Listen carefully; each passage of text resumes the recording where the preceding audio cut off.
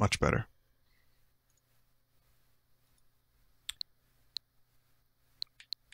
What? What's that? 3 hours of Stardew Valley?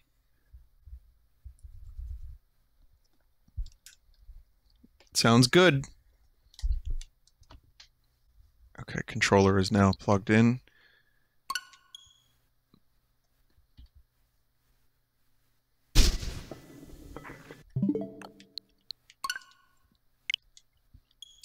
Just out of curiosity's sake, so last time I played this, I think I had like 5 hours, and then I streamed it for an hour, right? 5 hours and 11 minutes. So then that would have been like just over 6 hours. Let's see where I'm at now. I'm not actually going to play this. I just want you to see how hopelessly addicted I've become to this game.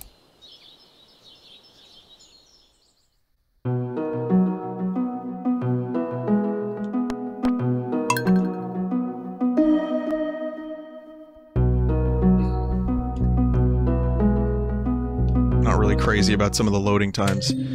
So, yeah, about 11 hours.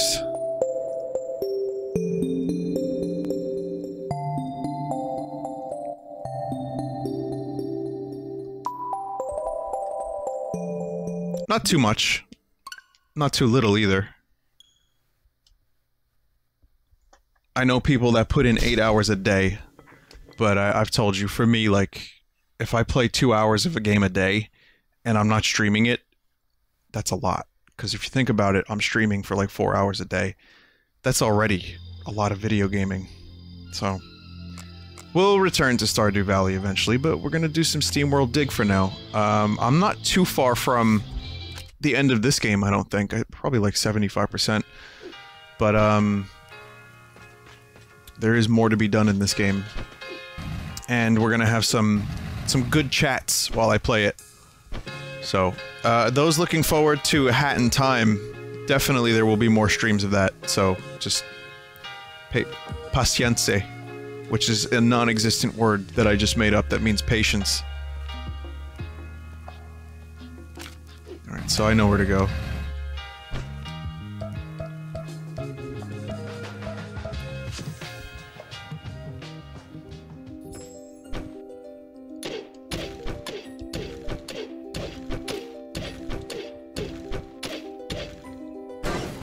Pacienza. Pacienza. It's Spanish. Okay.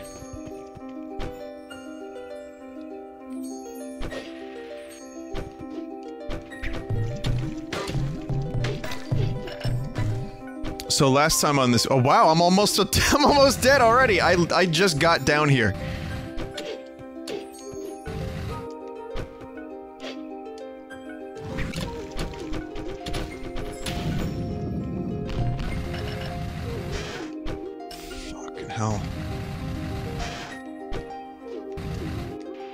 The jetpack is really, really useful.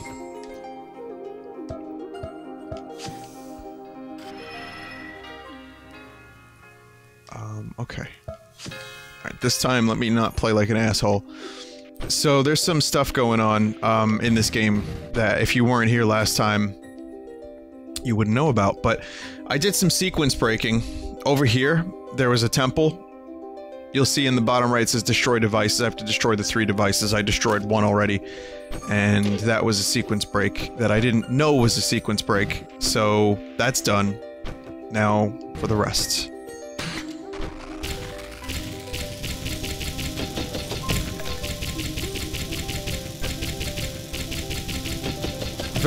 Someone in chat just said this game is comfy. It really is. It really is.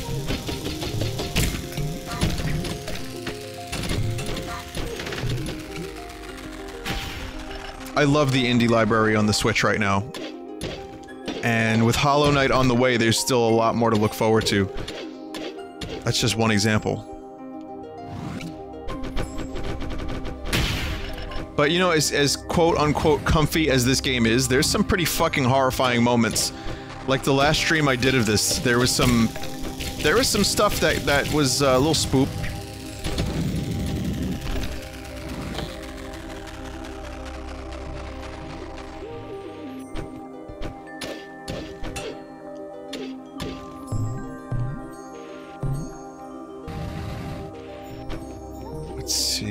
There's a lot of resources down here.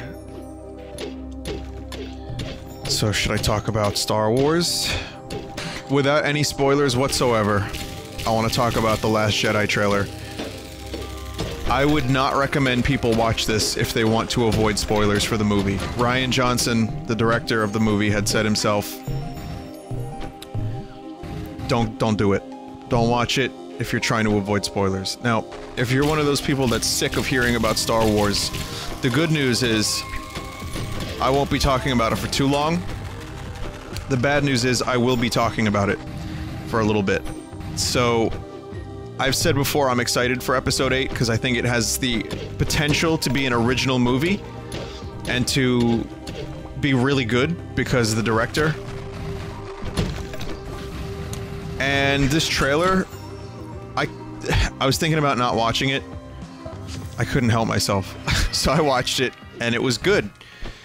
There's some visuals that are really stark and I'm very interested to see what kind of a tone the movie's gonna have, like a visual palette, so to speak. Like the posters are all like red.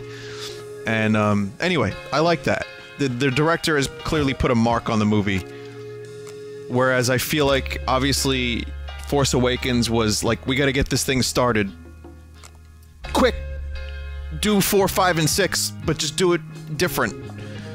But slightly different, but more or less the same. I think we need that armor. This movie seems like it's gonna be kind of more of its own thing, and a little bit more confidently so. So that's exciting. The trailer was good. I mean, the trailer, I'll give you a hint, Mark Hamill actually speaks, and he sounds really good as Luke. Like, I think he's gonna fucking nail it. I think he's gonna really nail it. You know, so, I guess that's a spoiler. Luke actually speaks. Sorry, everyone. Go home. It's over. It's been ruined.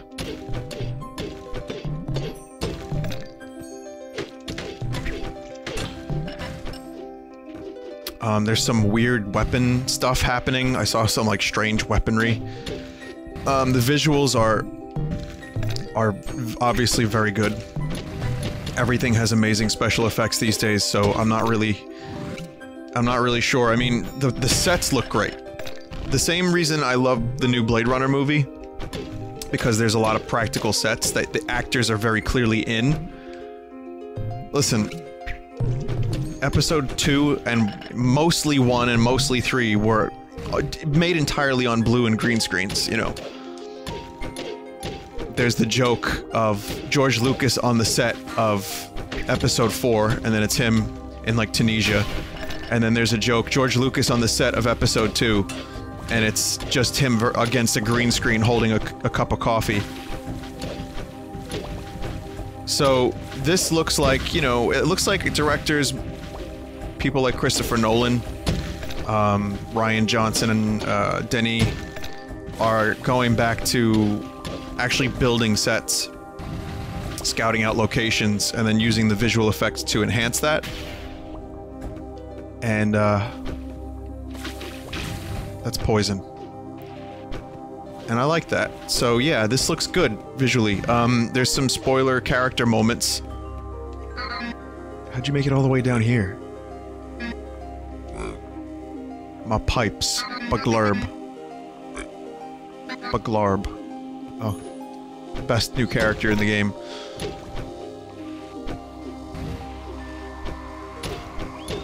Mark Hamill...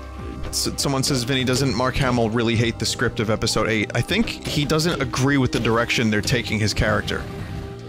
I think he said, I fundamentally disagree with the direction you're taking this character, and that's as much as I'm aware of. I like that, though, because I think that means they're gonna really shake things up and not play it safe. Not that I don't trust Mark Hamill, but I mean, you know, something tells me he would go for the more standard approach.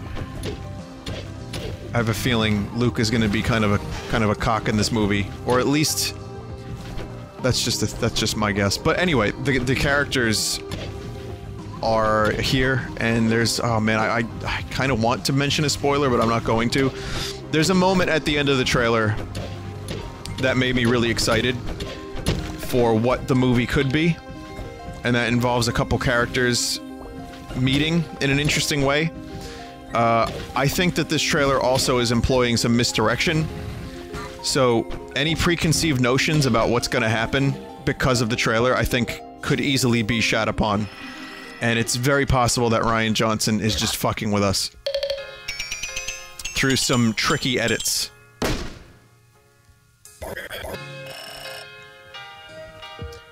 So... I like that.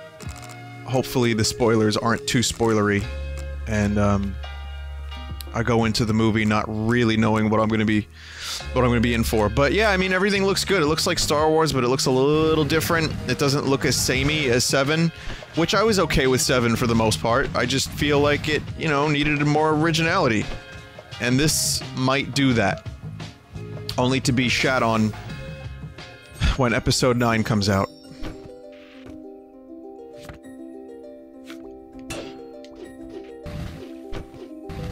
They should just call Episode 9 more of the same. At least Colin Trevorrow isn't attached to the project, really. That's nice. I think they could have done better than JJ again, but I'll take JJ over Colin Trevorrow any day.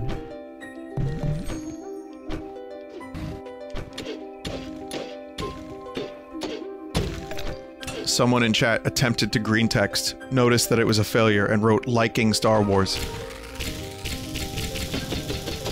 It's a shame that it's something that people can enjoy, right? I mean, because it's good.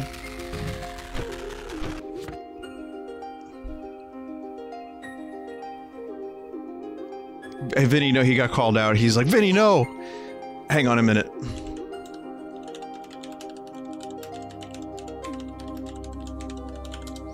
Hang on a minute. Where is the Szechuan freak out? The fan base of a thing doesn't necessarily mean the thing is bad. We all know that. But obviously if you don't like Star Wars, I think that's totally fine. But if you don't like Rick and Morty, well, you must be a Jerry. Oh, I can't find it. I can't find the video. I think it was a troll though. Yeah, it was definitely. You know what the sad thing is? So he starts reeing on the floor, and he starts screaming he wants the Szechuan sauce, and he starts saying, "I'm Pickle Rick, bitch."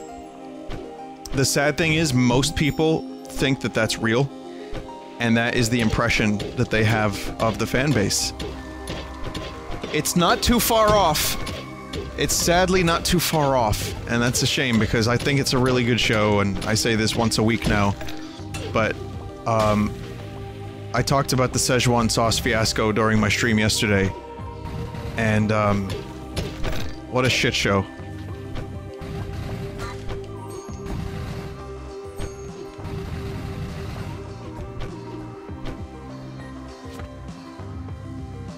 Hang on a minute. You found it. Should we watch it? Is this gonna be... Oh my god. I don't know if we should even watch this.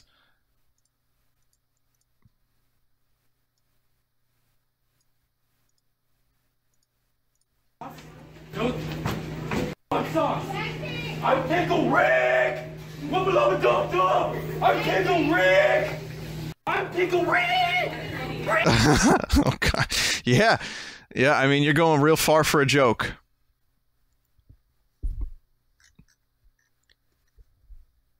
Dan Harmon called out McDonald's for this stunt.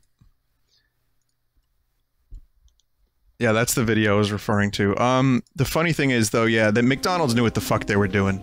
They issued a statement that it's coming back. Like, they had their employees get fucking abused.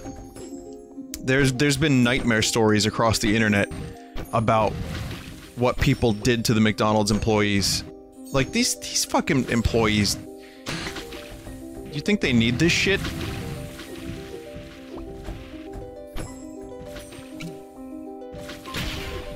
For, like, minimum wage?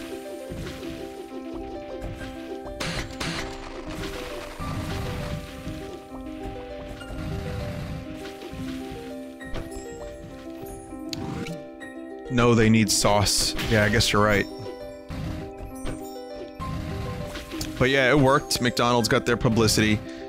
They haven't been doing as good as they usually do, so this was a good boost for them, and they're gonna end up making more of this fucking thick soy sauce, which is basically what it is, from what I've heard. It's nothing, like, special. It was just used as a gag in a fucking cartoon. And, what a world we live in.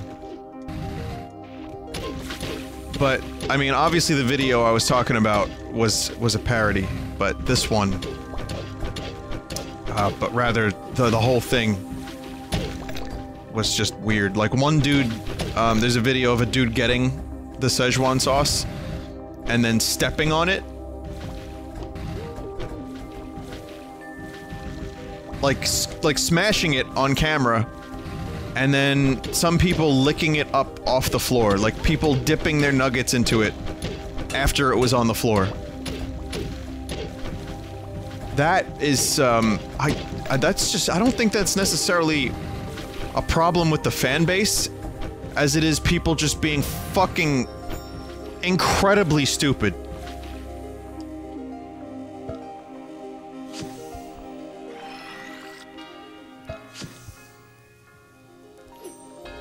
That's just people. That's just people things. The fact that we have potential, like, you know, potential for something like this. Anyway. So what does this have to do with Star Wars? Oh yeah, the trailer looks good. I'm really interested in it. Because I think it's gonna be an original movie.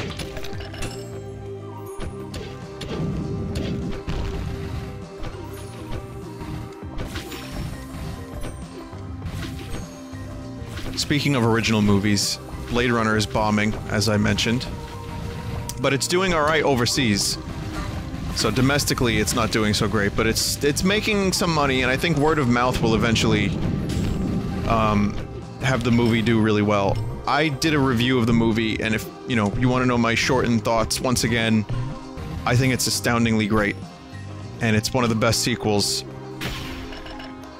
in a lot of ways ever. I agree with what Jay said, but even so, lofty expectations were definitely met from myself, and I'm really happy with it. Jay didn't like the original Blade Runner from Red Letter Media, but I, you know, obviously loved the movie, and I still wasn't disappointed. So that's no easy feat, and Denis Villeneuve has become one of my favorite directors as a result. He's in my top 3 currently, so I will watch anything that man does. He has my loyalty.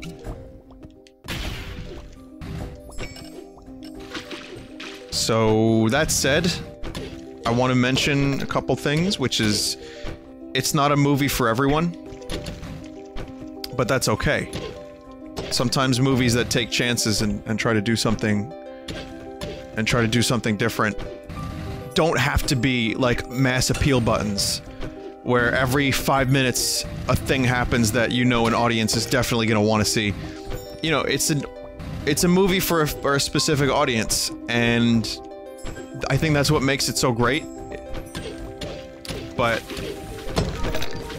it's a shame that it's not doing so well, but I guess I kind of expected this. I guess really, all I can say is, if you had any doubts about the movie, I'm not gonna tell you go watch it to support the movie.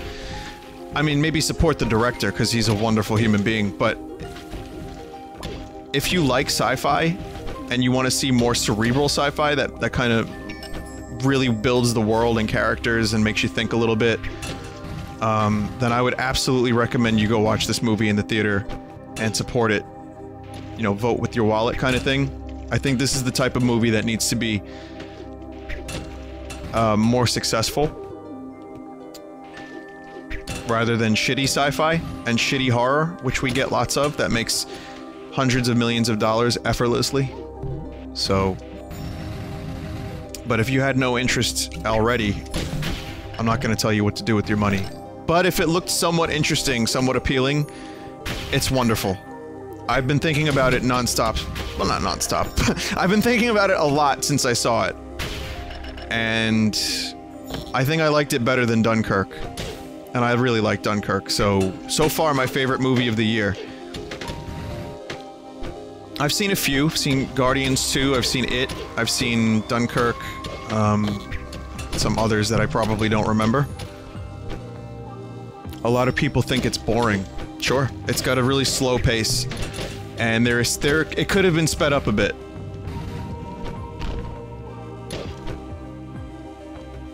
There's a couple moments where I was like, really? Are we still watching this character walk? Can we move it along a bit? Okay, I'm still missing something in here.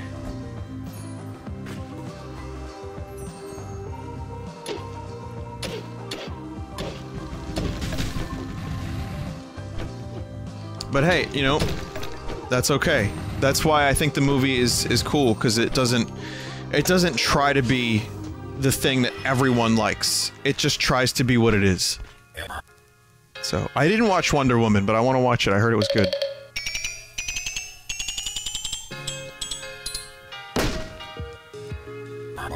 Baby Driver I need to see as well. Thank you for the reminder. A lot of good movies came out this year. A lot of good games. A lot of escapism. You notice that? We had a lot of good escapism this year. We needed it.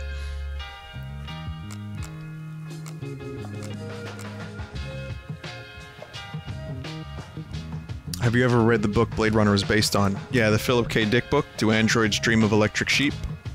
Very good book. Very good. Yes, yes, yes.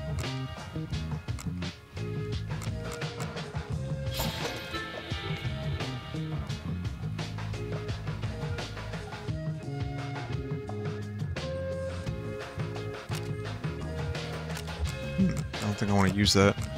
I've got 3. What could I use? What upgrade? Have you seen the Warcraft movie? No, I haven't.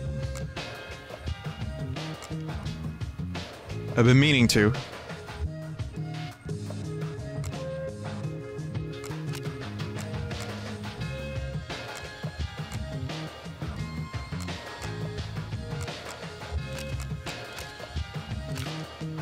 Some more water would be nice. I heard mixed things, but I'm just interested. I want to see what Duncan was capable of. That fucking beast of a movie. But so yeah, that's that. If you want to hear me talk about Blade Runner for 50 minutes, it's on the Full Sauce channel. I wouldn't recommend it.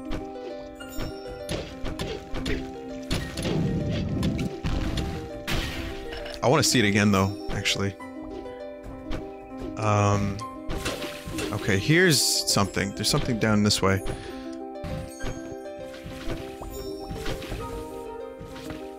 So I have to figure out how to get down there.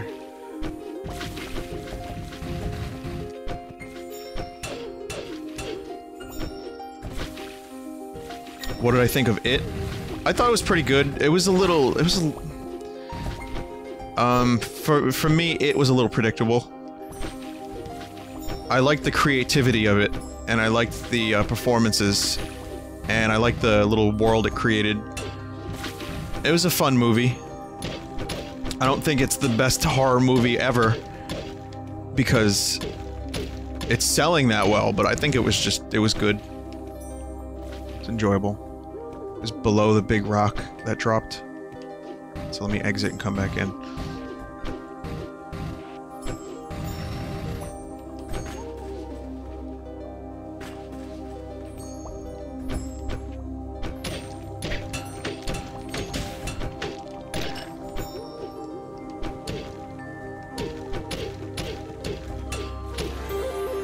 Oh, cool, there we go. Radiant Orchid. Having constantly soaked up contaminated slush from battered pipes, the yarrow flora has mutated. Some nocturnal creatures have had a hard time adapting to this ruptured circadian rhythm. Great gift when you just started carbon dating. Ha. There's more in here, too. So, a couple of other things. So I cooked tonight. I made some... I did blue bib again for this week. and I had this chicken thing with like cheesy rice and like homemade coleslaw, and it was actually really good. Like Tex-Mex chicken. It's fucking badass. But anyway. So I watched Star Trek Discovery. And I want to talk about that for a second. So what do? We did Blade Runner, Star Wars, and now Star Trek. Can you tell I like sci-fi and I don't shut the fuck up about it?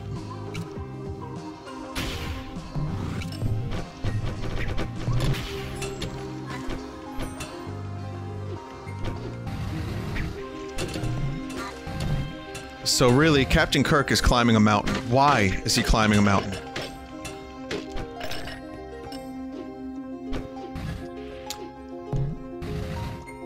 So I had my complaints about the show, and I'm not going to go into too much detail with the story of it, but I think it's obviously Star Trek for wartime.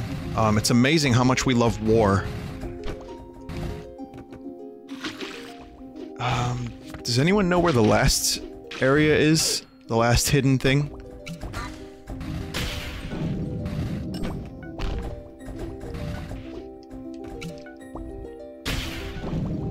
It's a war show. It's a show about a war. And it is not Star Trek, as I've said many times. And I have plenty of problems with it. But I think it's picking up its stride. East? Okay. It's hitting a stride. This most recent episode I thought was really good. And for as many complaints that I have about it, and its characters, and you know, the war, and everything being so fucking gritty and like edgy, it's actually doing some things really well. And I thought the most recent episode was great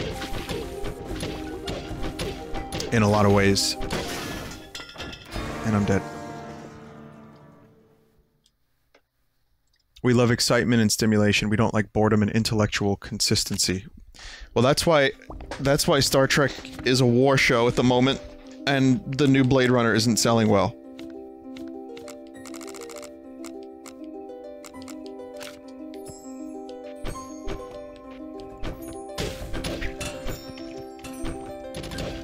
Our attention spans have also drifted a lot, and I think a lot of that has to do with phones, games. I mean, I'm sure there's plenty of other reasons, but anyway, I get it, and I'm not gonna sit here and play elitist and be like, oh, I don't like it because there's too much action. Yeah, I mean, I would have preferred a better Star Trek that's classic and has a lot more to do with the previous series. But I don't know, there's some really good stuff in this one, and it's really starting to grow on me. And the character Saru, the alien fella, tall, thin alien fella, I pretty much love him. So it's pretty good. The ship Discovery I thought was hopelessly ugly, and now it's growing on me a bit because it looks cool from time to time.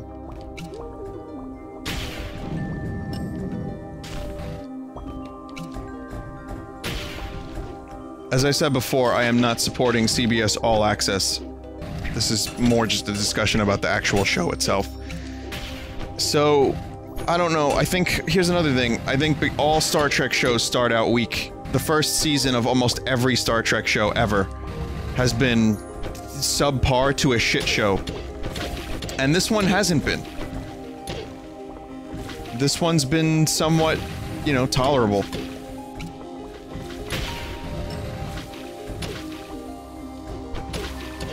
And somewhat confident. And I'm kind of kind of amazed that that's happening. But it's Trek for, you know, it's Trek for violence junkies.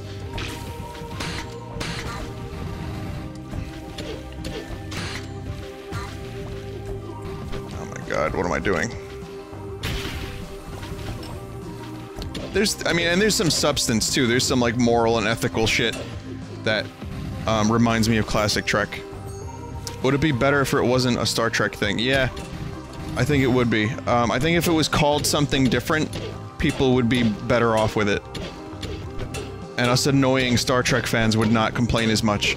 If it was just generic sci-fi show with spaceships number 27, I do believe people would be like, oh, you gotta check out this show. Alright, so this is the second time I've done this cave. So where am I going? You missed the cog.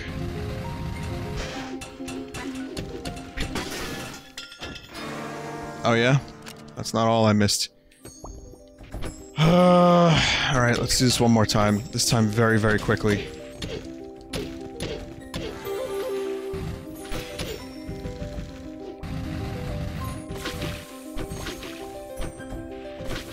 I think it's probably in one of those little cubby holes, right? This purple stuff does a lot of damage. So I'm not gonna give it a number score or anything, but it's decent. And decent to entertaining. And it's definitely picking up my interest more than when it first started. The Orville also. As I've said a bunch over the past couple of weeks, I would prefer a mix between the two shows, but the most recent episode of The Orville was also pretty entertaining, and not as much as the previous week, but it's alright.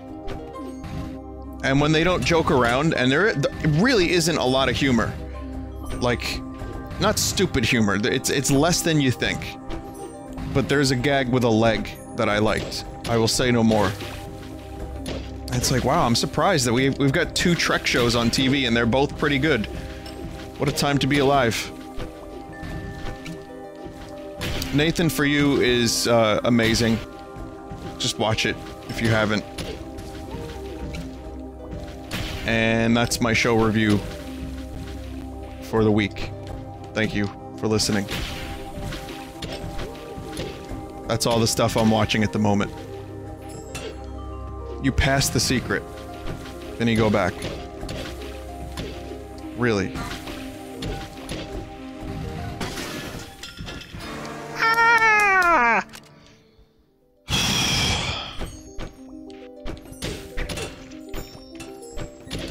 Why did this challenge room have to be this long? Why is there so much of it?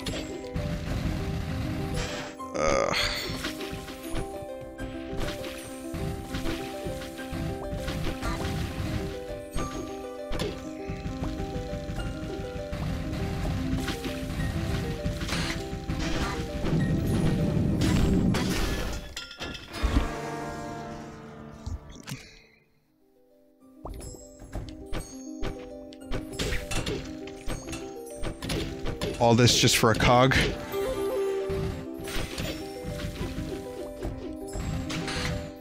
I might seriously be better off just getting this on my own at some point.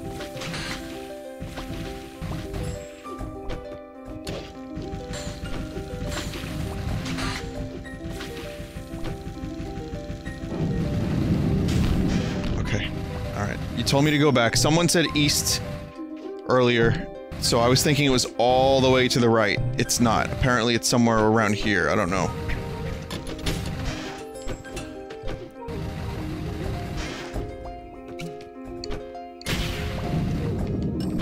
Practicing to become a SteamWorld Dig 2 speedrunner.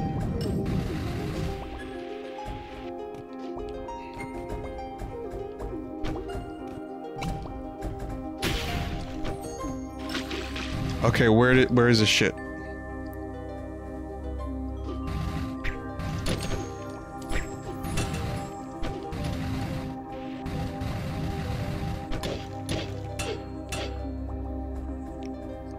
Long hallway before the big drop. Somewhere. It's a spot by the acid.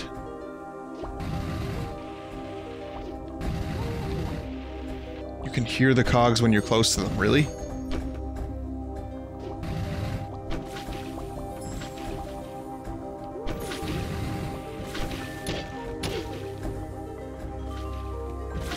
Use scan pulse? Yeah. Fuck, I never realized how much scan pulse was necessary.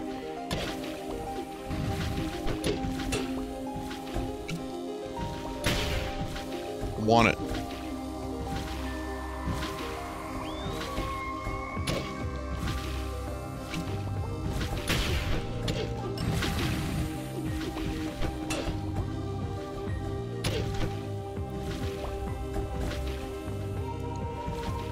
It's on this screen.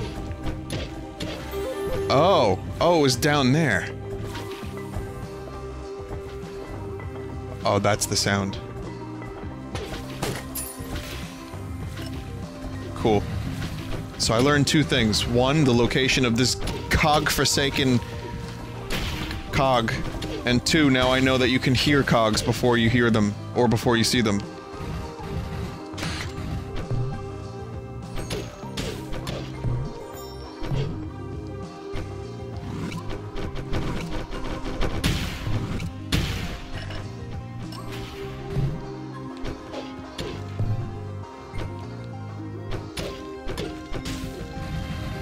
Finally.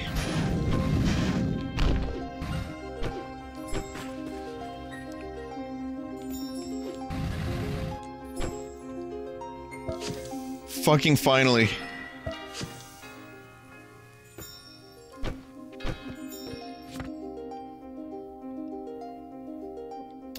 I still don't know how to go over there to the right. I probably need some other upgrade.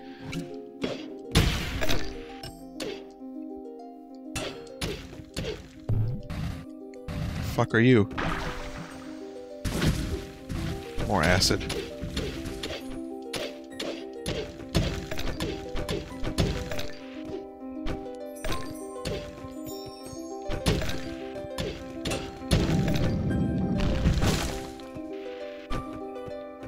Rip those resources.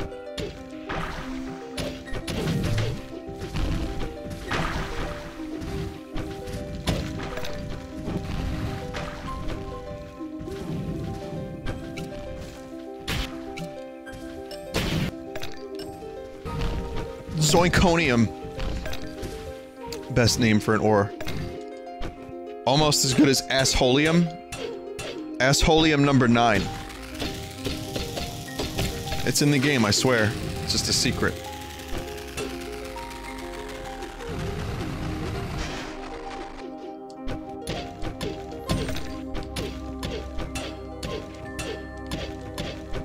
So how do I get over there now?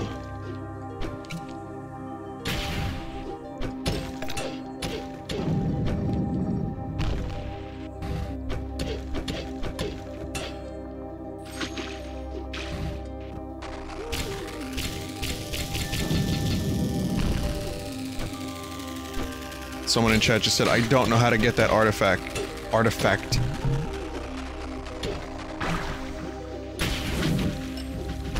Which means I probably will have a similar struggle.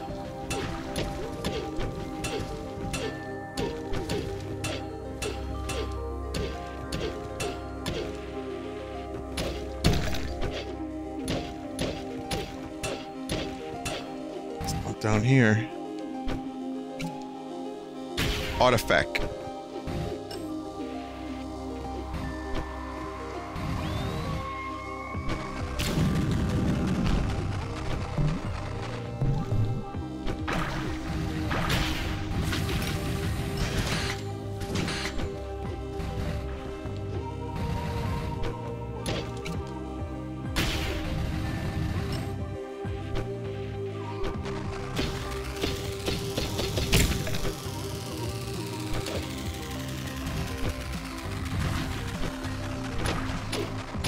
We'll come back to it. Hodgepodge hang.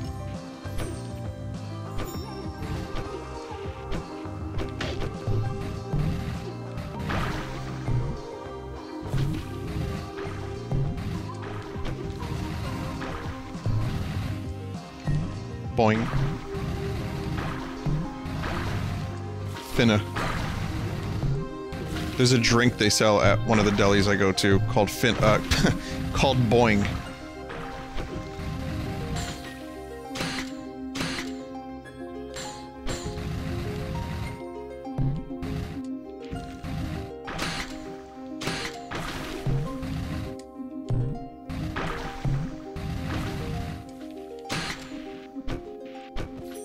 Just saying. There's no second part to that.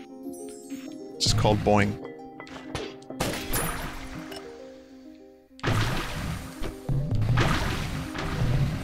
This is gonna be a shit show down here. Oh boy.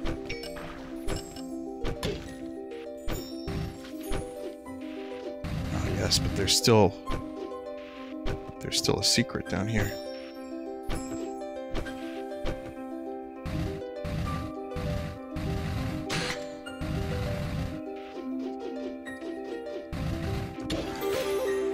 Scented candle. The prominent shape of a capra skull, emitting an aroma of fear, imminent destruction, and Sif. And is that vanilla? The urge to destroy is also a creative urge.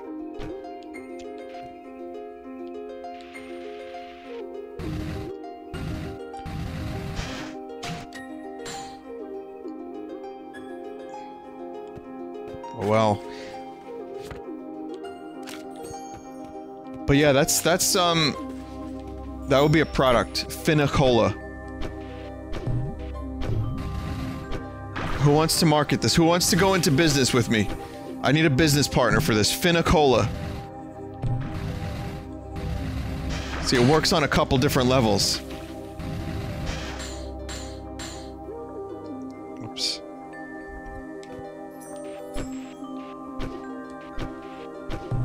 Like, it sounds good, but it's also like, well, you need this. You need this cola.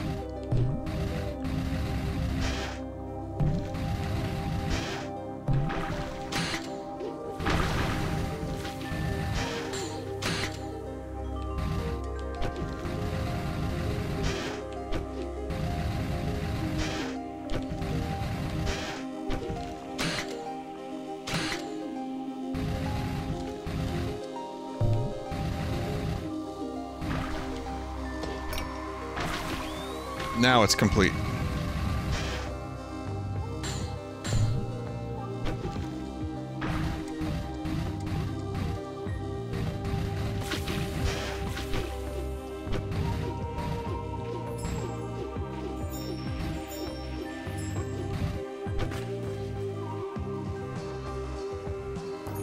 Wolf Cola exists. Tastes like real wolf.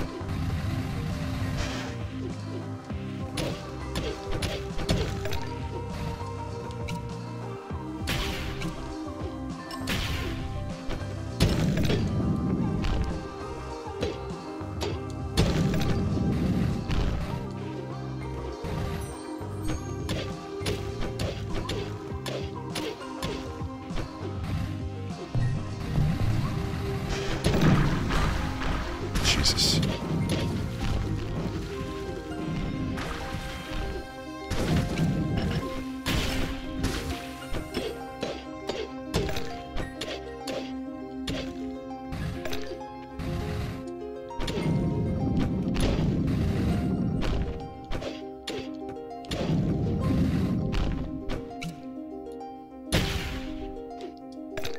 Maybe the Polish water ice company will go in business with you.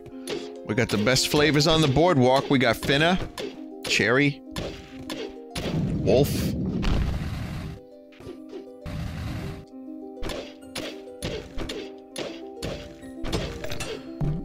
I mean, Wolf Cola sounds weird, but we eat things called hot dogs.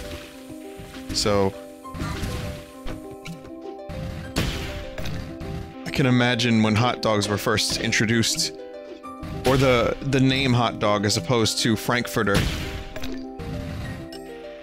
That must have caused a bit of confusion.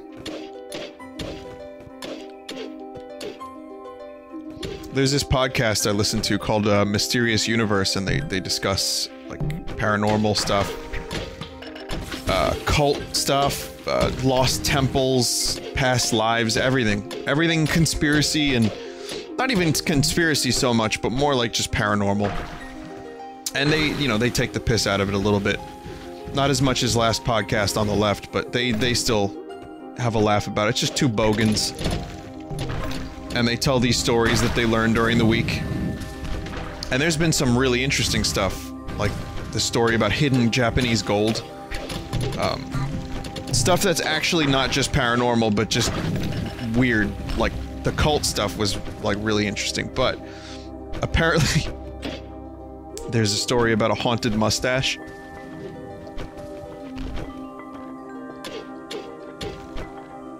There's the gear. There's the gear sound, I hear it. I didn't make it all the way through the haunted mustache story, but apparently a mustache was passed down generations, and it was haunted. That's as much as I know about it.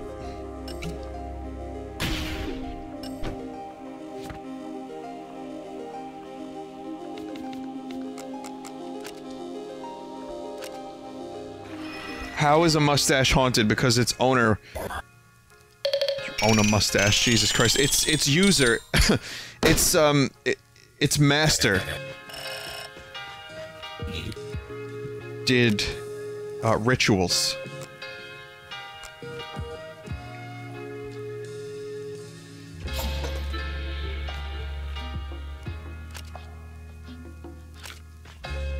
It's called Mysterious Universe. It's wielder, yes. Mustaches have wielders. It's pretty good. It's entertaining. I mean, it's not my favorite of all the podcasts I listen to, which I don't really necessarily know if I even have a favorite. But I kind of just, like, rotate.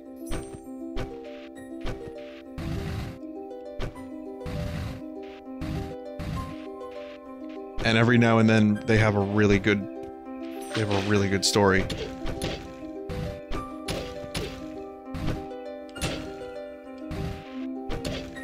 That was the one with the past life that I was driving, and it scared the shit out of me because it was someone regressing.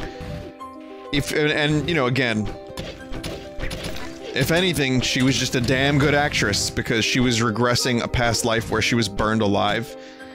And again, driving on a kind of a desolate road in the middle of the night and hearing that, like someone screaming because they're reliving being burned alive, that's a thing you remember. Even if it is fiction. Past life regression. Yeah, it's what they do is they hypnotize. So here's how it goes, supposedly. And even though I do tend to believe in the existence, the possibility of paranormal, I am not 100%. I'm still pretty skeptical. I tend to play devil's advocate in my mind, especially these days. Ooh. Bouncy, bouncy, yes! I still play devil's advocate frequently.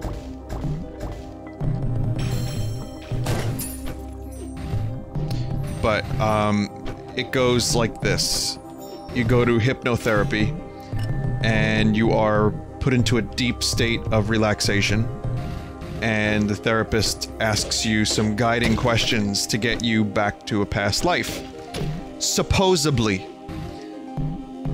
You like that word? Supposedly? I know you do. But what makes the past life regression shit so implausible for a lot of people is that everyone who lives a past life ends up having been like a king, or a fucking like wizard, or like an important historical figure, or an artist, or Beethoven, or like, you know, the hand to Cleopatra, or like, you know what I mean, like the hand, maiden hand, you know, or whatever. Speaking in Game of Thrones talk. Like, yeah, I was best friends with Julius Caesar in my past life. I was friends with Julius Caesar, so they talk about that in the podcast. They talk about how people frequently during past life stuff, it has a lot to do with people thinking they were some kind of like superhero or like a very significant historical figure. But there is this one record that they found that no one like ever even bought, like barely anyone actually bought. And they ended up listening to it, and it came with a book. And these weren't people who were like presidents or friends of Roman emperors. These are people who just lived shitty lives in their past lives. You know, which made it more plausible.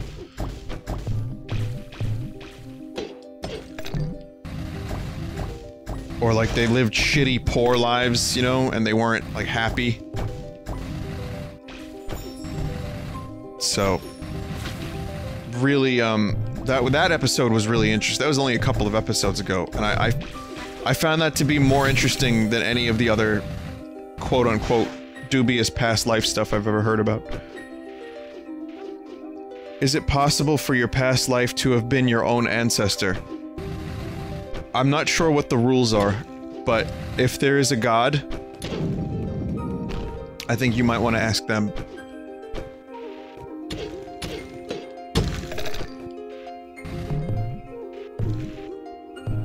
I wonder what the rules are. I always had this fun little theory about past lives. So say past lives, let's operate under the bizarro assumption that past lives are real. Well, who's to say they have to happen chronologically? What if you fuck up so bad in 2017 that you go back to, like, the Great Depression and you have to live through the Great Depression? Or, you know, like, the Dark Ages, the Middle Ages.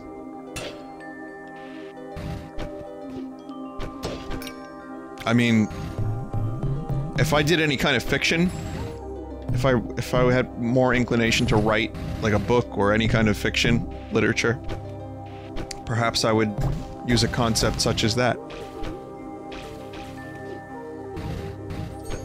Time is a flat circle, Merv. Well, you're not in this. But maybe in a past life, I was Murph.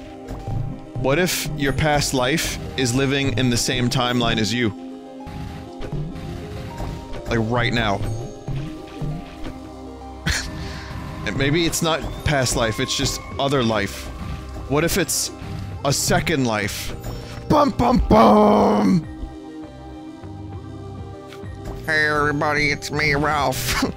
I live a second life. Vinny, do you believe in karma? I think I do.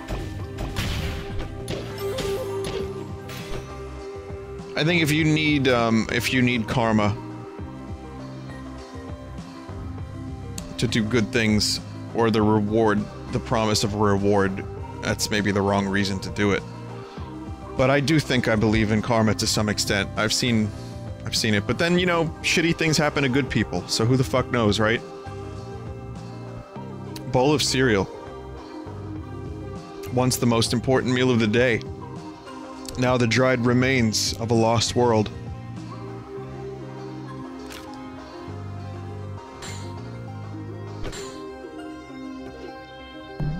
You were chat in a past life, all of chat. What if we're everybody? What if I am he as you are me, and we are all together? What if we're all connected? And we finna boing? When we boing each other. We boing ourselves.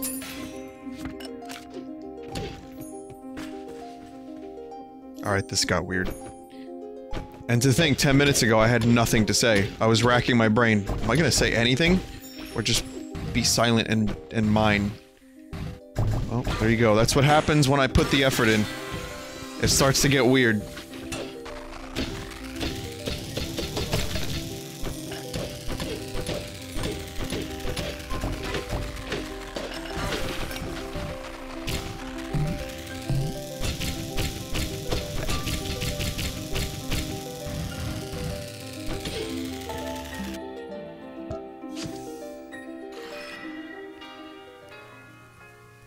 Vinny, what the fuck is biting my feet at night?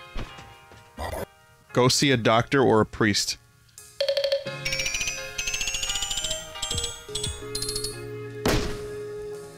Or an exterminator.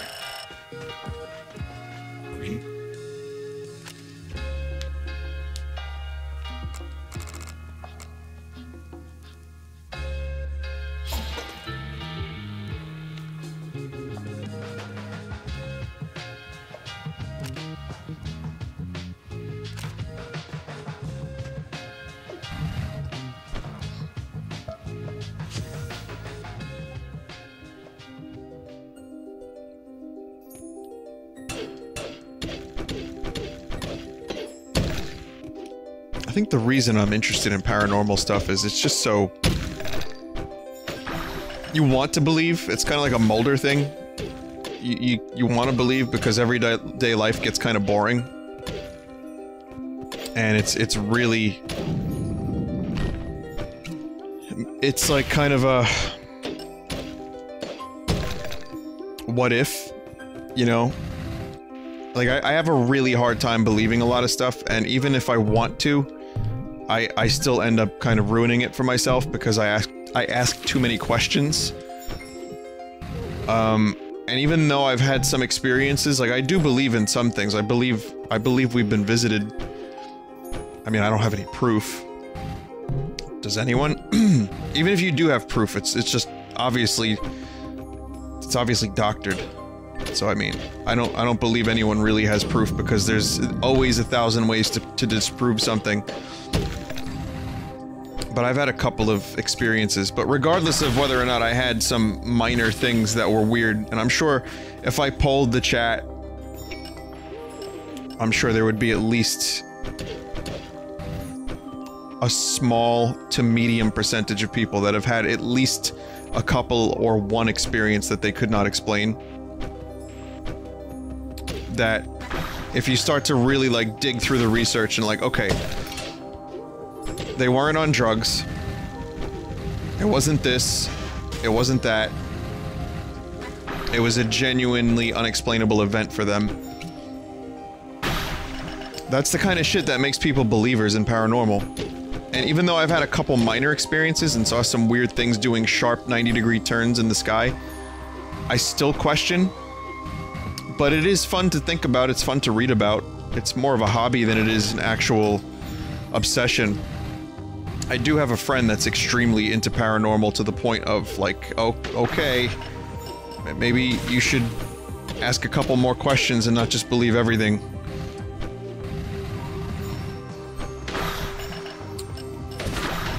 I will offer this. I will offer this. In defense of people that quote-unquote have been abducted or see UFOs. On some cases, it's real easy to say that they want fame. And in some cases, yes. Some people write books, and they offer, like, prophecies, or, they want to, you know, like, just be on TV. It seems like that's a thing. However, at my old public access, there were some UFO shows and UFO stuff, and, having done a little bit of research, abductees are miserable. Many times wish to be anonymous. People that claim to have been abducted by aliens. I don't see the usual, like, kind of fame and money stuff. And people that, like, have to go to therapy. People that have to, basically their entire lives got completely fucked up and changed because of this. Maybe they're just a footnote in a book. Yeah, that kind of stuff makes me question whether or not the abduction stuff is done for fame and money, because it doesn't seem like some of these people necessarily want to be in money. They're in, like, support groups. They're all manner of fucked up.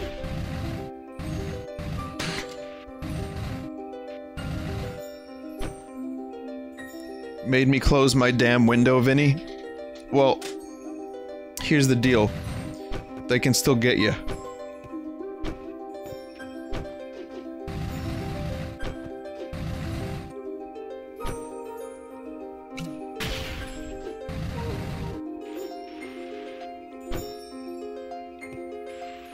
It's all psychology. Sure.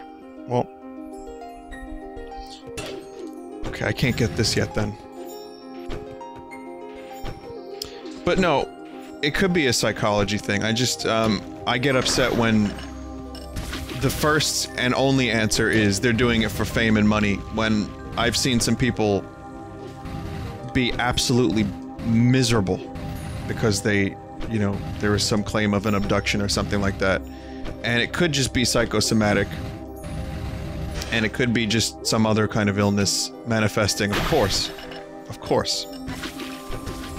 But I don't think fame and money is the reason, necessarily. I think there's more to it than that. So, yeah. I don't know, I'm open-minded, but I'm a skeptical, open-minded person, which probably, to some of you, makes me a complete moron, and that's fine, I'll take it. I mean, have fun watching the insane moron. I'm happy to amuse you with my, my theories. But like I said, it makes life a little bit more interesting. Speaking of UFOs, I saw the X-Files trailer for season 11. I wasn't a huge X-Files fan when I was a kid because I never really got a chance to watch it. And also, I wasn't really a huge TV person. So, when I ended up watching the whole series a couple years ago, I really liked it. However, when it came back, the most recent season was a little rough.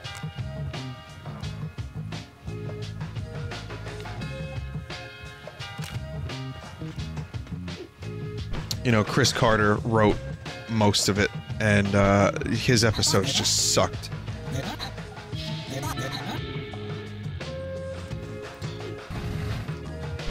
So, I wasn't really excited for season 11. Like, I was excited for season 10, then I watched it. Regenerates life when in water pools. Oh, that's pretty cool. I might work my way up to that. So yeah, the X-Files I loved when I watched all of it. But again, I don't think the most recent season came close. The only episode that came close was the Were-Lizard one with Rhys Darby.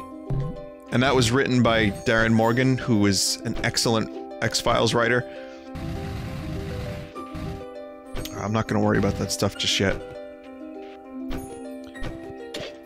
And there was a couple of other- I guess there was like one episode that was very good, and two that weren't so bad, and three I thought were shite.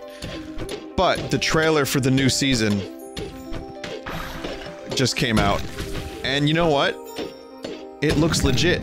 It looks like the X-Files. It looks like the X-Files that I wanted the first time around, when they brought it back. And David Duchovny looks old. Still a good-looking old dude, though. And Gillian Anderson is a fucking fox. How is it that she got better looking with age? I don't understand this. Ah, Gillian Anderson. She's the best. I just like her as a person, too.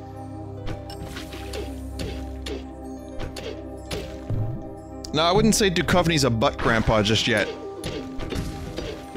Harrison Ford's a bit of a butt grandpa.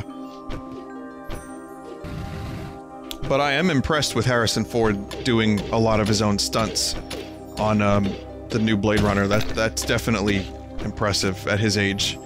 Especially considering he just got in, like, he was recovering from a plane crash. So...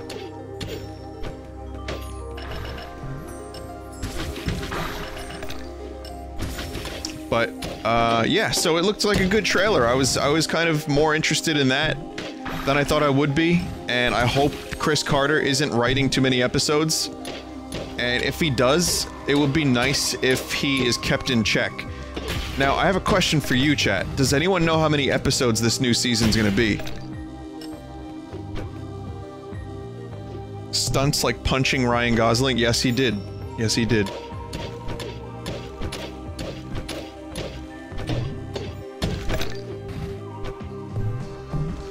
Because the last season was 6.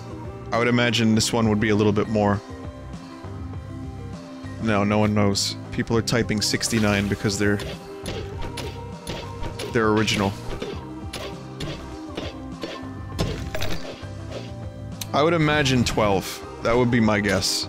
It seems like the waters have been tested with the 6 episodes, and people obviously want more X-Files, so I think there's probably gonna be 12.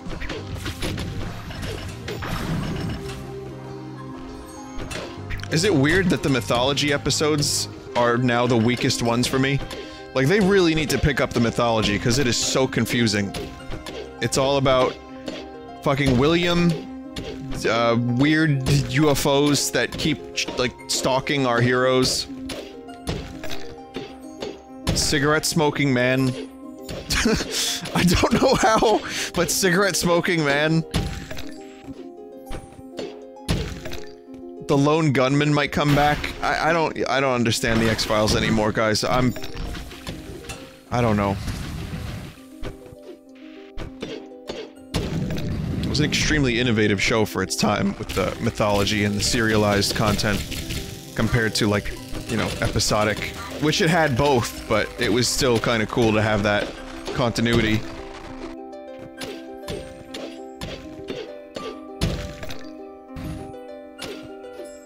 Anything too serious has been weak. Yeah, I can't disagree with that. There's been some stuff with the X-Files that's... Wow. There's been some X-Files that is too serious. But then, you have an episode from season 10, the most recent season from like 2 years ago now, was it? Where Mulder takes acid and dances in a rodeo with a cowboy hat. And I just sat there with my, like, my palms over my eyes, trying not to look, waiting for it to be over.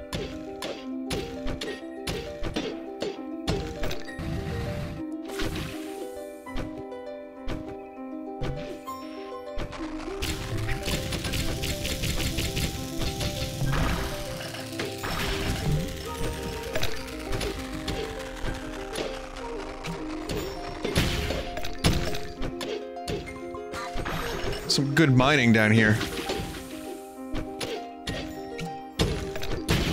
That's a really good ore. But it's kind of fucking dangerous.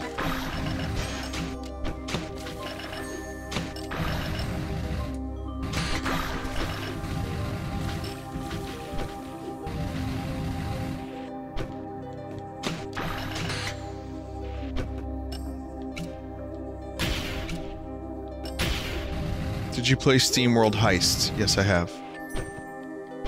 I didn't stream it, but I played it. And I really, really loved it. This is another developer with a really good track record.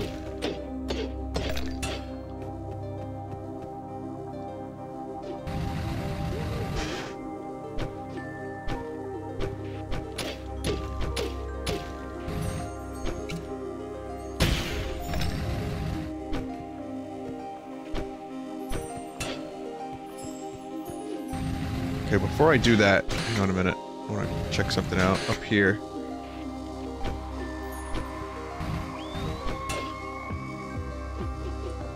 That arrow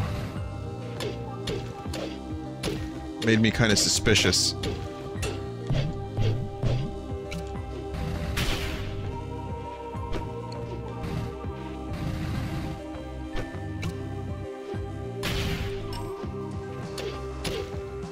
I don't think it's anything.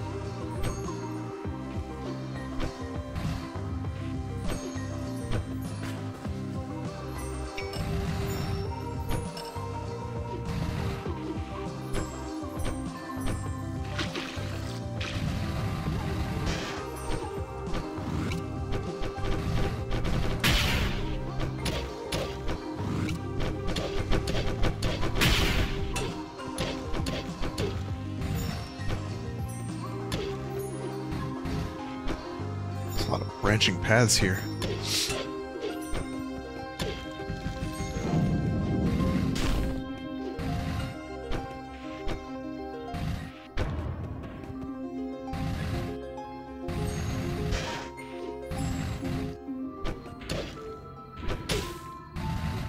Oh, shit. Cool, new upgrade.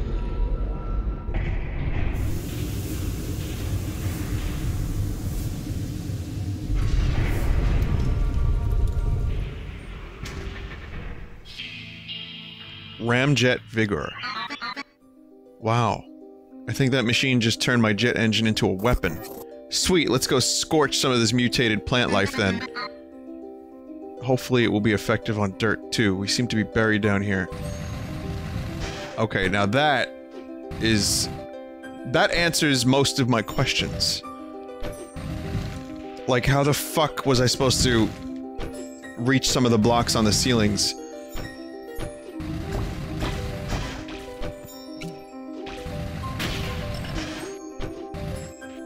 Okay, that means that jet engine upgrades are now the best possible idea.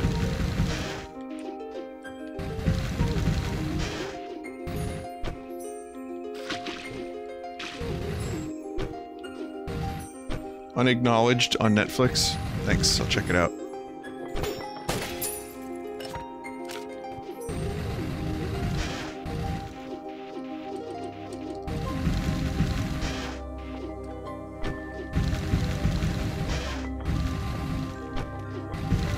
Did you guys ever get a headache in one very specific quadrant of your head? That means I'm dying, right?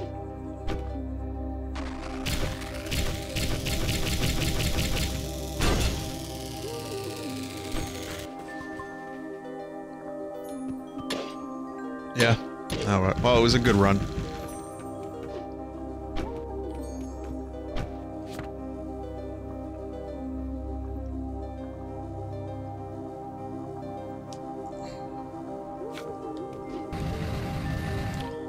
It's probably because I believe in aliens.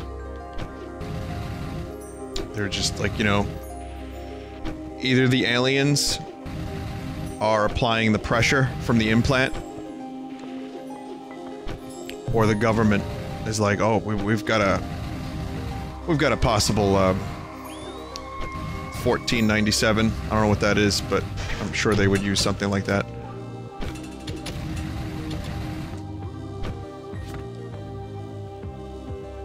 We got a 1497. He's revealing a lot of secrets.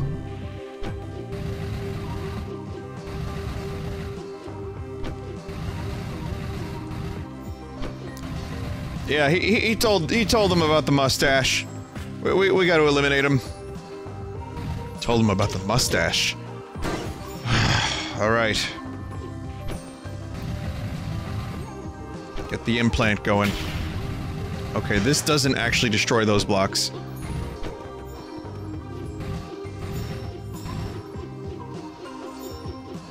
$1497 is the year America was discovered. Huh. Isn't today Columbus Day, or wasn't it Columbus Day a couple hours ago? A dude who apparently never set foot on America? I don't know, that's what a clickbait article told me, I don't know. Desert, it was 1492. Where are you getting your information from?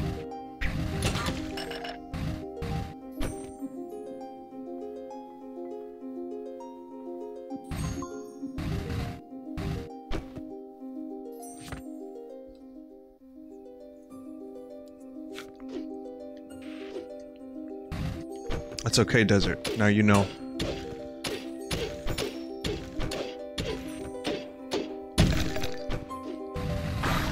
I get shit wrong constantly. It's a good feeling.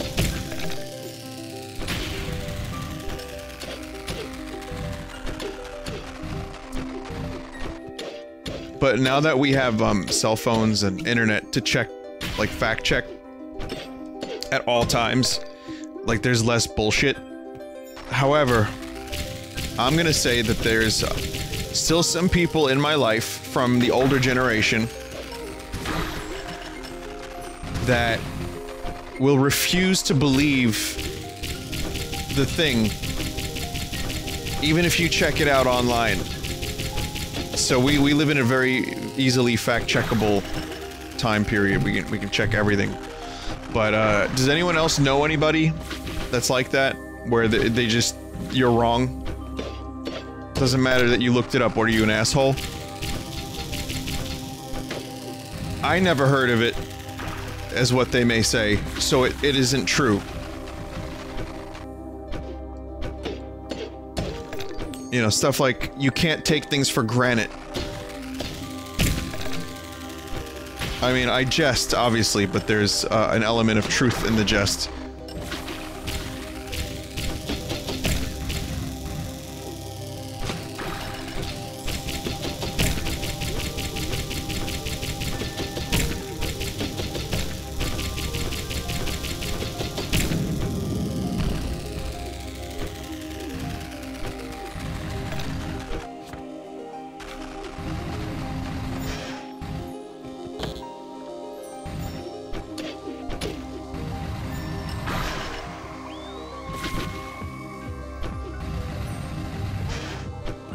Please let me not die.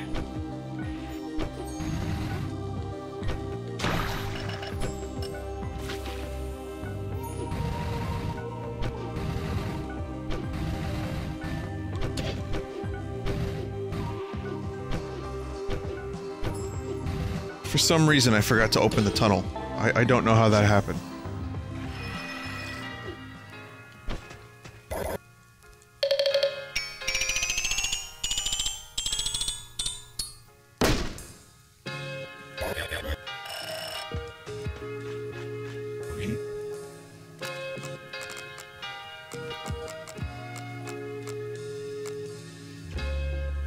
Shit, I just need one more level for extended jet engine. However, I can do this.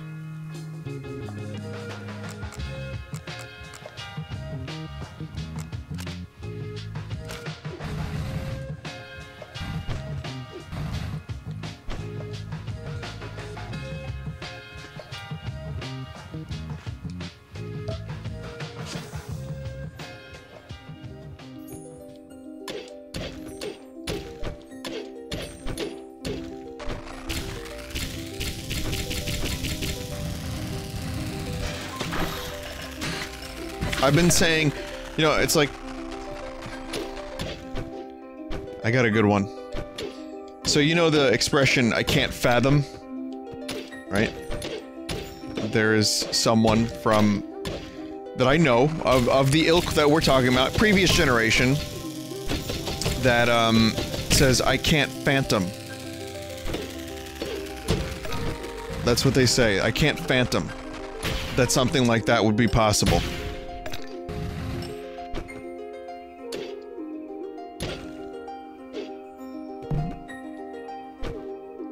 So,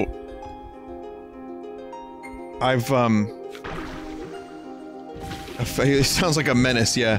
So I've explained to him that, that's not how you use that word, it's fathom. And I then went onto the, internet to prove it. But that's, no, I don't know what you're talking about. Alright, never mind. So there are real take for granted type things out there. It's real. I can't fathom. I can't phantom. It's excellent. I don't know why. I don't know how that started. How did these things start?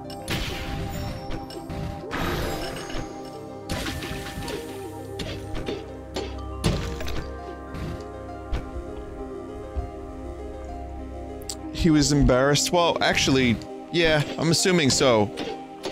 But it's also, you know, he still says phantom, so it's not exactly, there hasn't been like a lesson learned or anything, it was just, okay, that's wrong, you're wrong, fuck you. No, fuck you, like R. Kelly.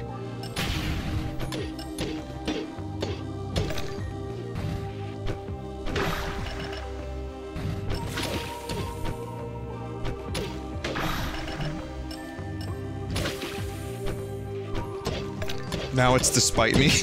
Probably. I mean, I wasn't a dick about it. I understand that being a dick about things will make people go in the opposite direction most of the time. So you have to phrase these things very delicately.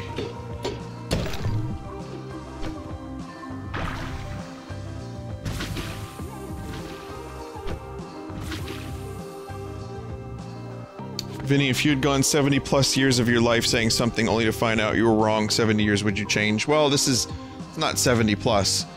This is way less than that, but yeah, I mean... I've said Mario my whole life. Now I say Mario because Mario sounds stupid and people would just spam the chat with M-E-H-H-R-I-O. Jape face. Different thing. H.R. Geiger, I used to say. Until I realized the way he pronounced his name was H.R. Giger.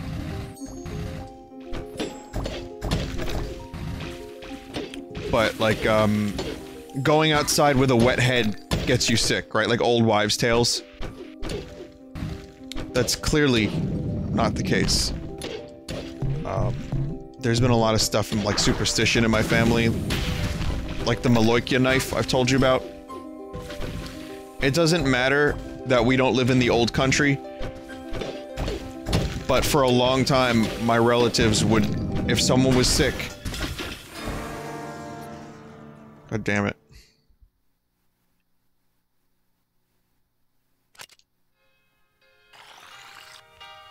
I mean, I still pronounce some words wrong, sure.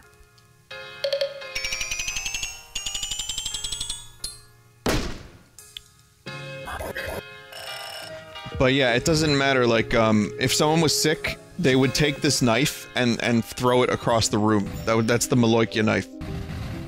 It's like some weird Italian superstition thing.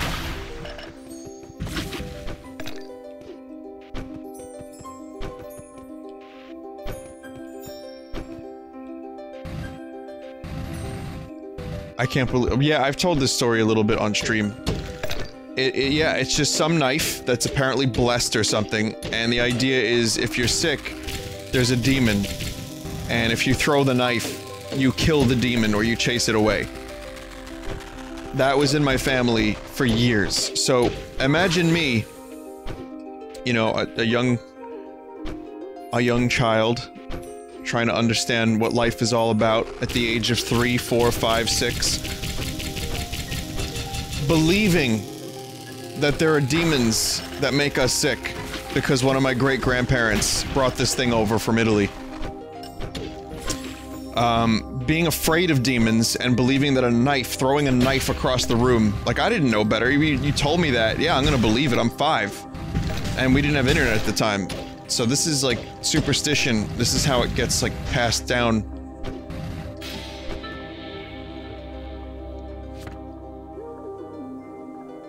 It's weird.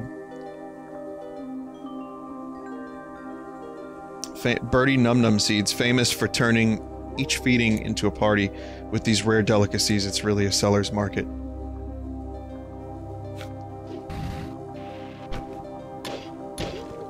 That's a healthy childhood you had? Yeah, well... I could probably mention that the priests at my school would tell me that my family was going to hell because they didn't go to church. It's a fun thing. If you don't go to church every week, you go to hell. Grandpa, go to church, you're gonna go to hell! Nope. Go to church! Nope.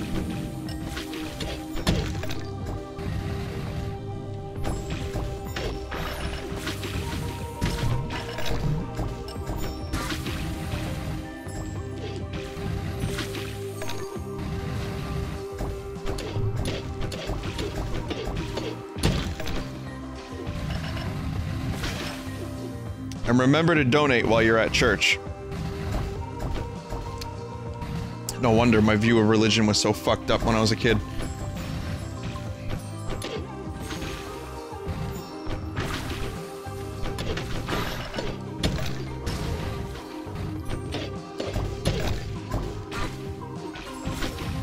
Oh man, I don't want to die again.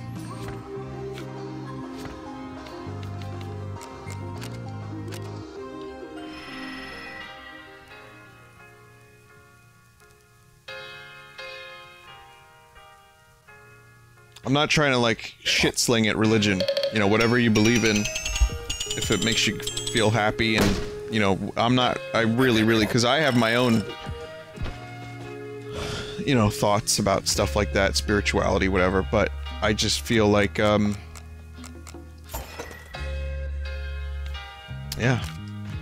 I feel like superstition, like the Maloykia knife, mispronouncing things, saying the wrong words. A lot of that is going away because of the internet. Like, this is still so new. I know many of you probably were born in a world, like, where internet was just always a thing. And you took it for, granted. But I lived half my life without it. I was thinking about that the other day, too. I think it's kind of weird. Like, I remember being on vacations, or like going to, casinos with my parents, and then, you know, like, I'm bored as fuck. what the hell am I doing? I just look around, but like little things entertain me, like just watching people. So I would just be there, not able to gamble obviously because I was a kid, but just watching, looking at the machines, being entertained by the cherries. And that was it. But now I would have, you know, if there were phones around at that time, I would have just been on my phone the whole time. I think about how many experiences that I had that did not involve a phone, where I had to be fully there, like fully invested in the moment just to get any kind of entertainment.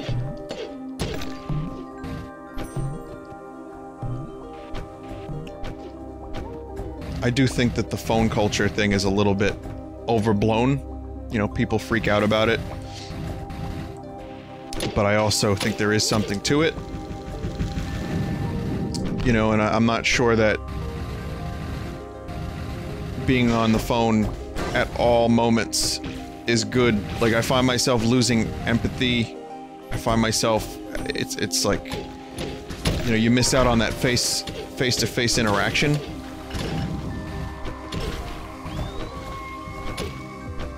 Which is important. You get a lot of signals, and then you feel bad when you say something shitty, but if you just say it in a chat room to some random streamer that you thought, you know, I can get away with saying this guy's a fucking asshole, you don't feel bad.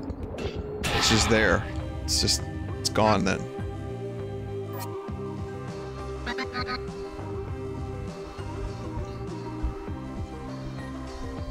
But no, I think that there is... The same can be said for all religion. The same can be said for anything. Too much of anything isn't that good, right? It's nice to have someone to do this with, to not be on my own when... That definitely was an earthquake. Could have been a reaction to us wrecking that thing, I guess. When we find Rusty, I'm going to have him explain all this. So... What I'm trying to say is we don't know, it's still so new, we don't know what it's gonna be like 10, 20 years from now. Considering kids have iPhones and iPads and access to every fact imaginable. You know, we have all of the world's knowledge at our fingertips. What are kids gonna be like? You know, what are adults gonna be like in 20 years? Kids that grew up with every piece of information available at any moment. Well, I'll tell you what it's gonna be like. They're gonna know everything about the Emoji Movie. You can quiz them. They're gonna be geniuses. And they're gonna tell you how to build portals in Minecraft. They're gonna know every emoji. It's gonna be amazing.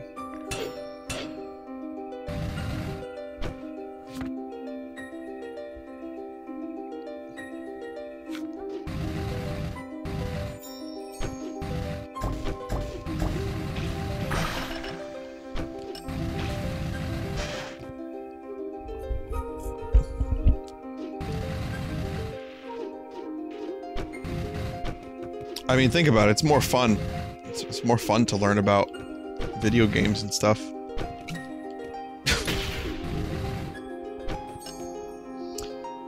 No, I'm being quite fatalistic here. And who knows what it's gonna really be like. It's still so new. Do you think that technology is shaping our evolution more than we it? That's a very good question. I don't think I'm qualified to answer a question like that. That's a little too lofty for me. My instinct would be, at the moment, yes.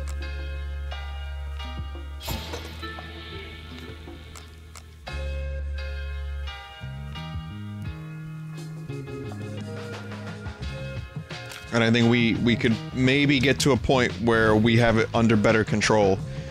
But I think, it wasn't so long ago that we were like hunter-gatherers, you know? And like feudal and... you know, people take for granted how, far we've come. Especially the past 100 years. We've had to adapt and evolve to a lot of change. And, It's really accelerated evolution compared to any other time in history. Like, extremely accelerated. We're talking fucking, like, exponentially so. So we have a lot of adapting, and I hope we get there, because we need to, because things suck. Vinny, we were hunter-gatherers like 5,000 years ago.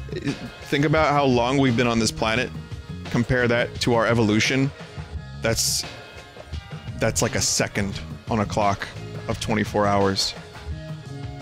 Holy shit. Where did this- how did this dialogue become sentient?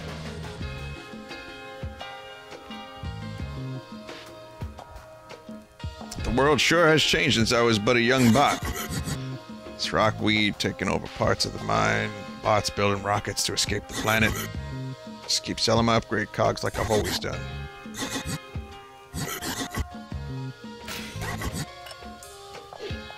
You have any more? 150.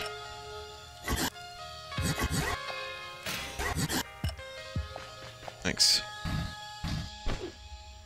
If you could ask the whales to reveal one secret of the Earth, what would it be?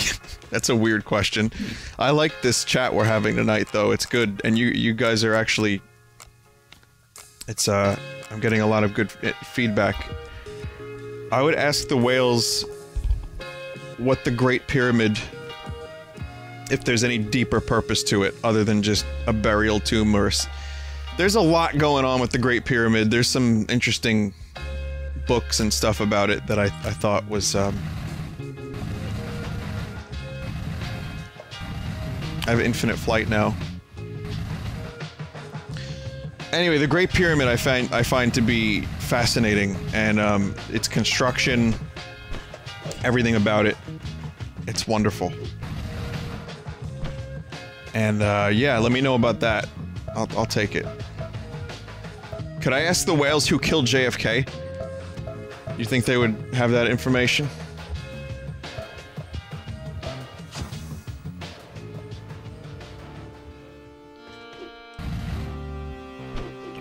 But why would the whales know about, like, earthly goings-on?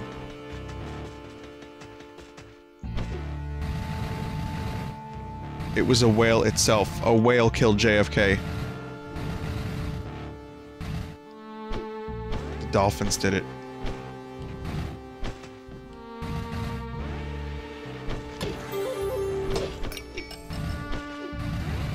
See, I do have a problem with people saying, I know who did it. I do, no offense, man. And to anyone. But I do find it to be a rather, there's so much misinformation, disinformation, regular old information. I think with a lot of stuff like this, it's really... It's almost impossible.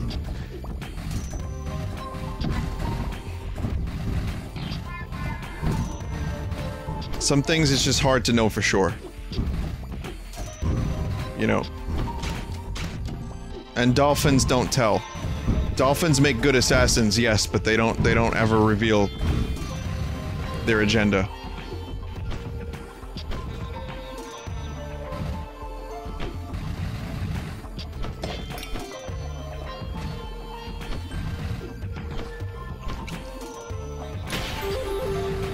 That's why they're such good assassins.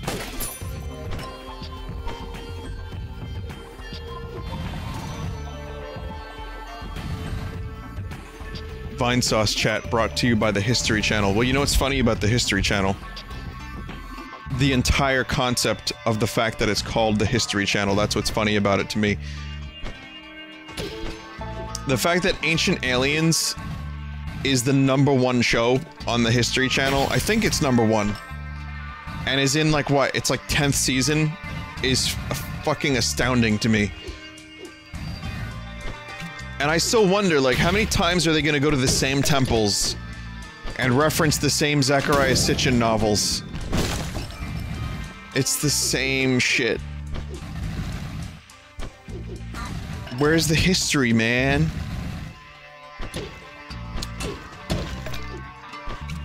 And this is coming from someone who liked the Ancient Aliens, theory. Like, when I found out they were making a show about it, I was like, oh, this should be interesting. And it was, for a season. Sucralose's hair is turning into... Like, every season his hair becomes sentient, more and more sentient.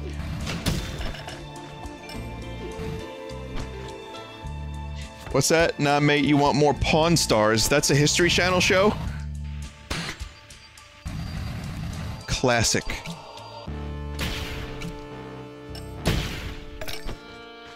It tickles our curiosity. Yeah, no, it does, it does. Apparently so. I mean, obviously so. I mean, I'm fascinated by the concept of Ancient Aliens. I just didn't think it was going to be this popular for this long. I don't know how I should feel about that. I guess as a History Channel, the name makes me laugh. That's the channel that Ancient Aliens is on. Speculative History Channel, they should call it.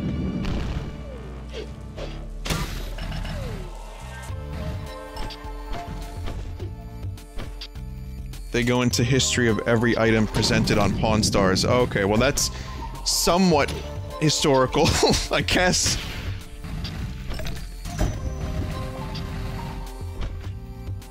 MTV. Want to talk about how the world has changed? Just look at what MTV kind of became. It went from counterculture to culture to we really want to be culture. Really. Let us be culture. Please.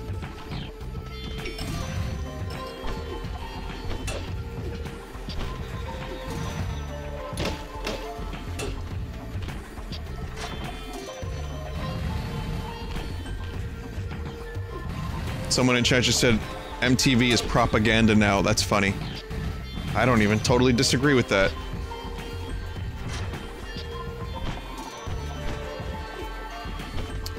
I probably mentioned this on stream before, but MTV blew my fucking mind for a short... It's not that hard to blow my mind, as some of you have astutely noticed. You should put that on the bingo sheet. Vinny gets mind blown. But...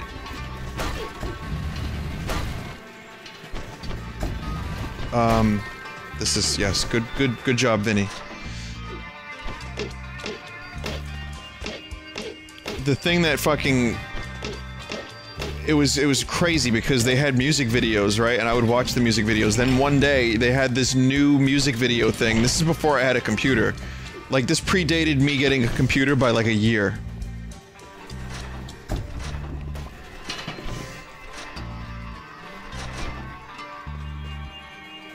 And it was just a chat room. And I didn't know who these people were, but I would read the messages. They were obviously very highly curated chat messages. But still very interesting, because it was like, here's the video, next to it is a chat room. It was basically the first streaming.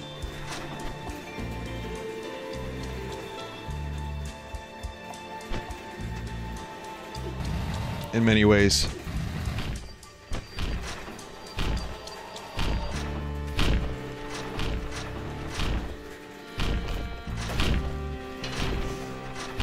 Well, hang on, before I do this...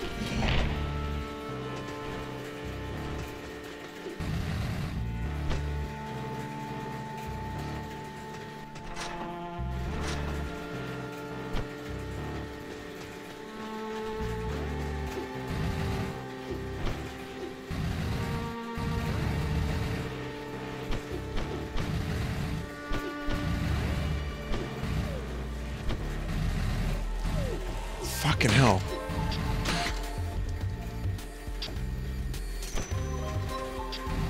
I'm gonna destroy the crate.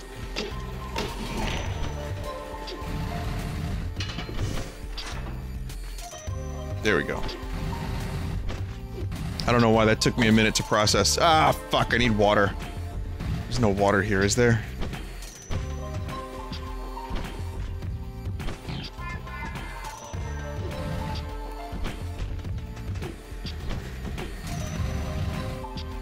Is there, like, water anywhere? Alright, let me at least complete the rest of it, and then I'll come back and do that in a bit.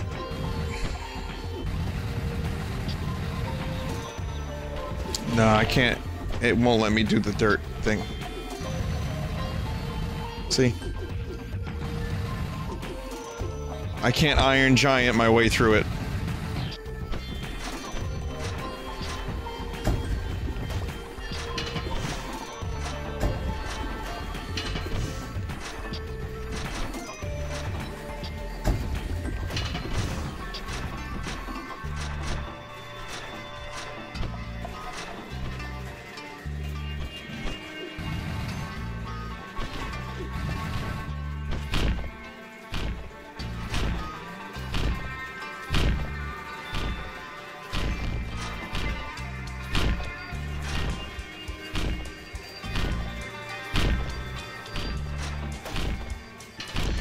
I tried to press the button. I thought I did.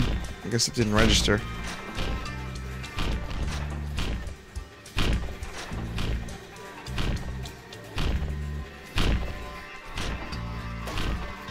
Oh, the bottom. Oh. I don't know what that noise was, but that was me acknowledging that the bottom one always goes.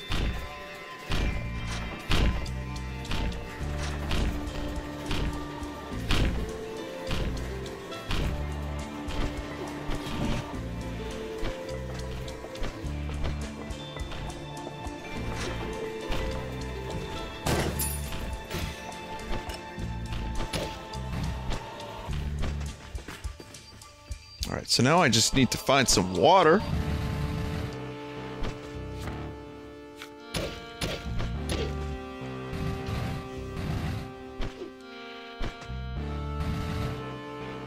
Getting over it continuation. You really want to see me suffer, don't you?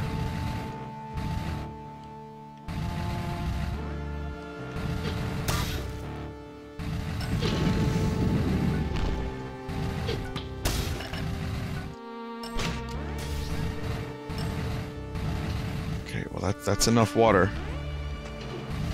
I just have to do all that stuff again.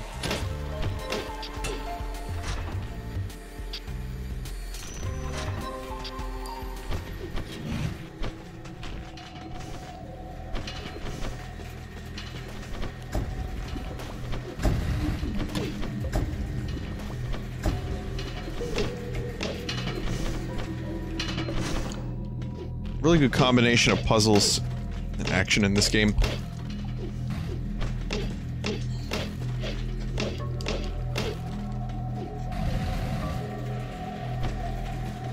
Anyway, no promises, but maybe. Maybe I'll do some more getting over it at some point. You're joking. You're joking! The fucking bar is full!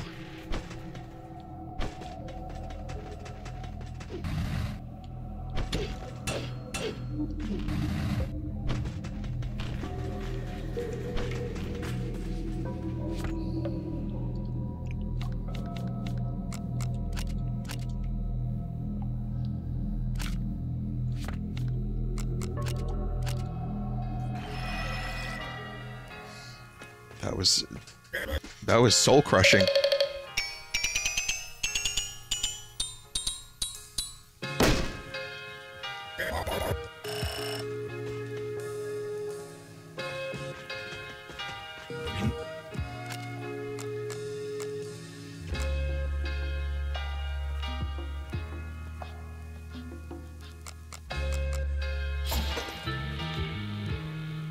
Lets you see weak parts of walls when shining on them. You don't need no education and no thought control. Just look at the wall. Men build too many walls and not enough bridges. Sick Pink Floyd reference.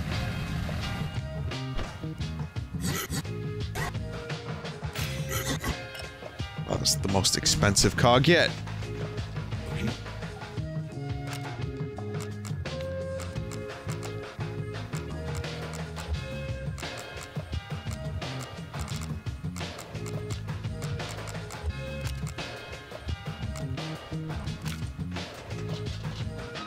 that will definitely come in handy for secrets.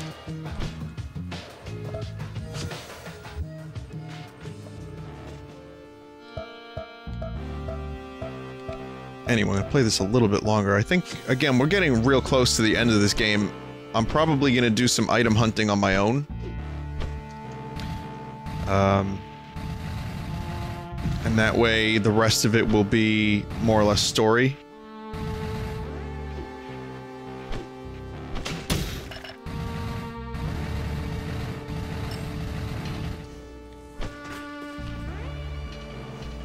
So did you plan on playing Mario and Luigi? I really don't know. I kinda don't want to play an RPG right now, is my answer. You know, there is no right answer to which version I should play. I've gotten some great emails that are dead set against the remake. I got some emails that say the remake is fine, Vinny, don't listen to them. I know it's not a very long game. I would like to play it eventually. I don't think now's the time. I think I'd want to focus on Spooptober, on the stuff I'm doing now, and then think about Mario and Luigi for a future stream.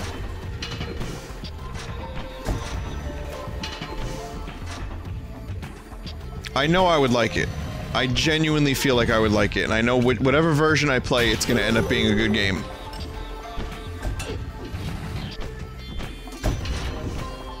Is that Jesus toast?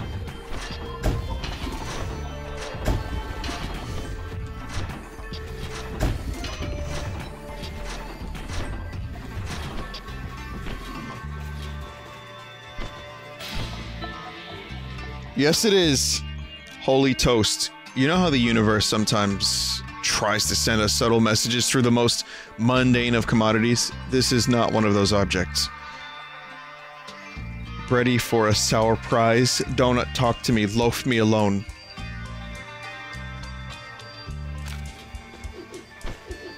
Apparently, if you get 100% of the secrets, you get a hidden dungeon.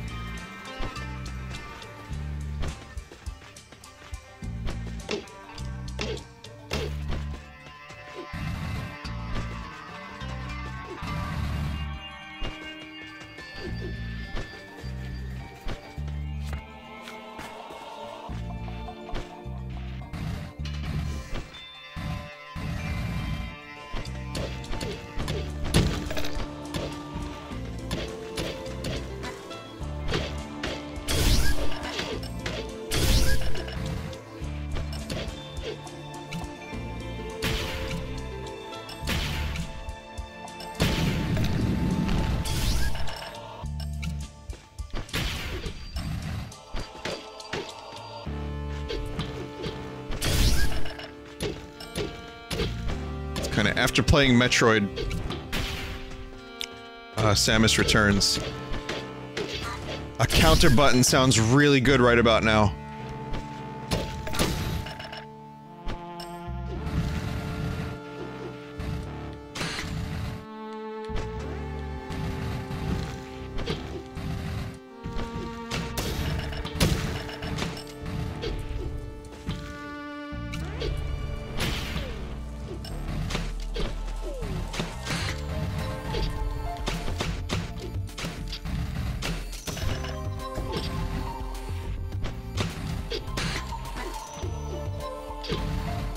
I'm gonna try. Oh, there we go. Now he did the job for me.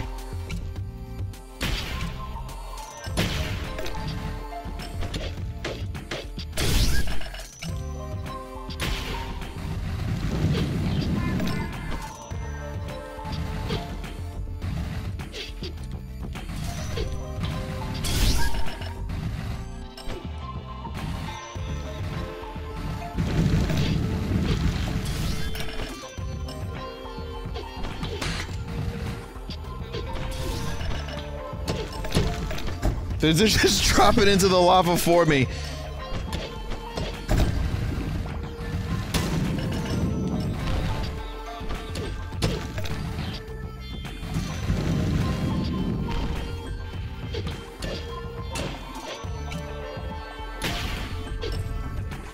You can respec your cogs, yeah. RESPEC.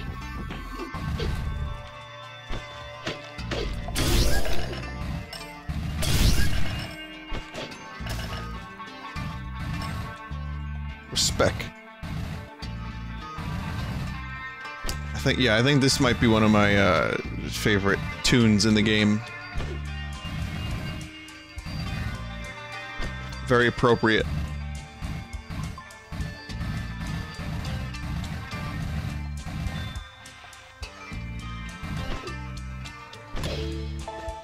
Also like how different this area is to the previous one. And the regular one too. Like this, in this one you're going from left to right. So, this is one of those things that, again, talking about a sequel that improves upon everything from the original. This definitely did that. Lots of variety. Or more variety. You know, taking everything that made the original good, expanding on it, making it more refined. Just adding more stuff. More to do.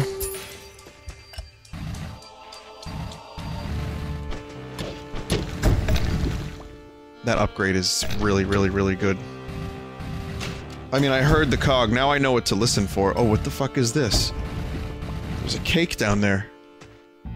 I think it might be a lie.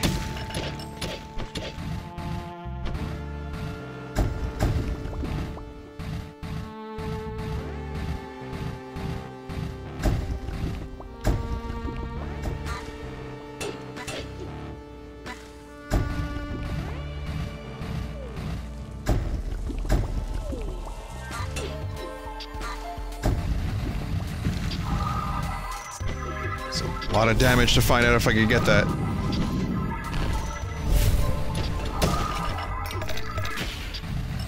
Ooh, still going. Where the fuck did you go?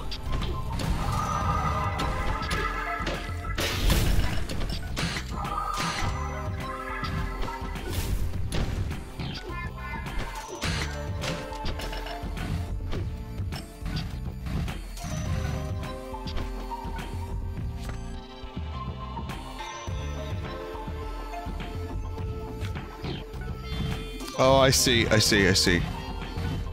minimap is revealing. I was not looking at the minimap.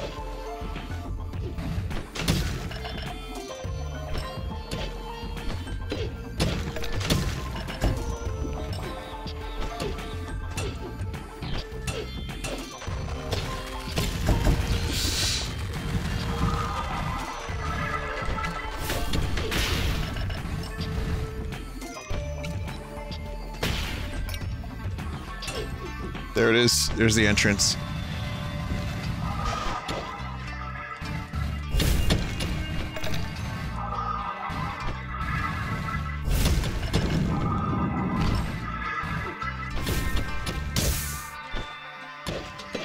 Wait, that killed him? No, he just fucked off someplace else. Oh. Oh no. Oh no. It's because I'm all messed up.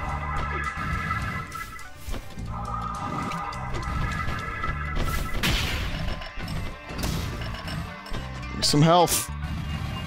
A little bit of health.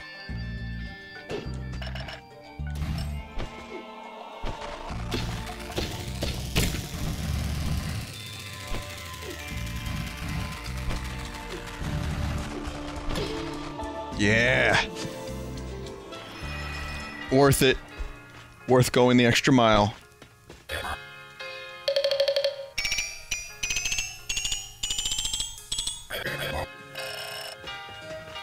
That was 1,000. Right there. Right here!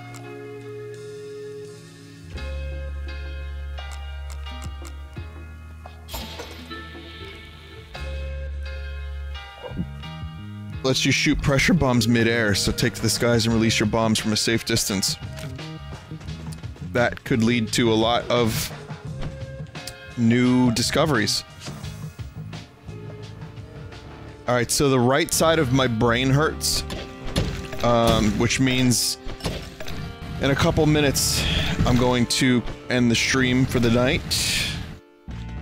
And fill some underoos with ice.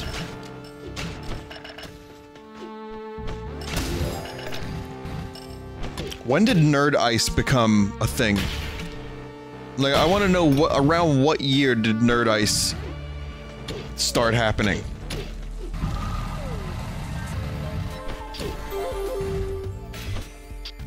You know, like a D12 or a, you know, a D16 from Dungeons and Dragons in the form of an ice cube, or like Captain America ice.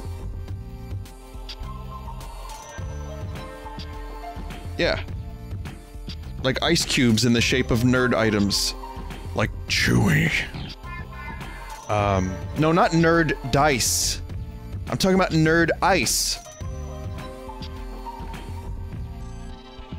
I got one of those in my poop crates a while back, long time ago when I did poop crate, and it was in the it was like a dice, like a D20 maybe is it? Maybe it's a D20, and you fill it with water, you put it in your freezer. And I also have an Iron Man ice tray. Anyway, in Korea product model, this build-it-yourself apparatus used to be essential for enhancing mining equipment.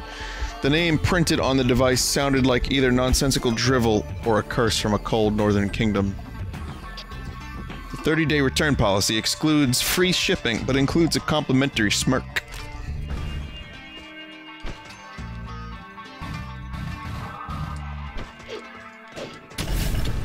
I don't care how good the meatballs supposedly are, I'm not eating at an IKEA.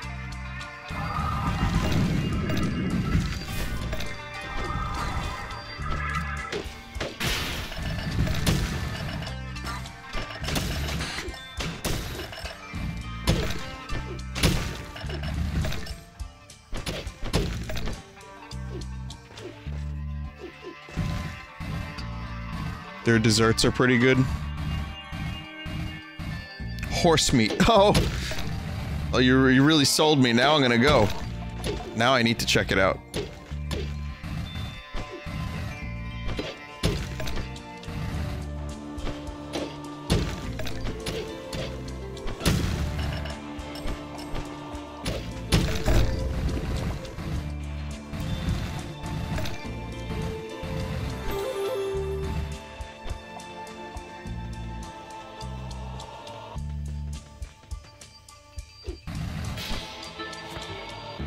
Truth of the day, there is nothing like a good cake. Bring you good times and laughter too. I'm glad there wasn't a line about the cake being lies.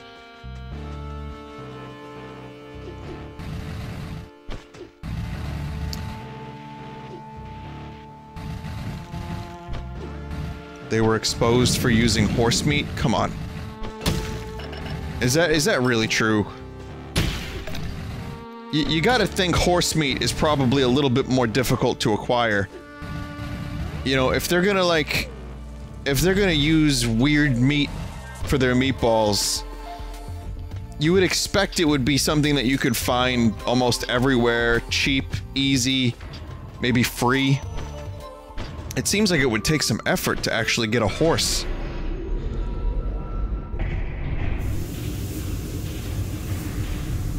What's wrong with horse meat? Well, I don't know. I've never had it. Ultra composite armor. Hey, that new armor is pretty sweet. Now you don't have to complain about getting smashed and stuff. I don't think we can be completely careless, but yeah, it does look really cool, doesn't it? You know what would make it look even cooler? Flames.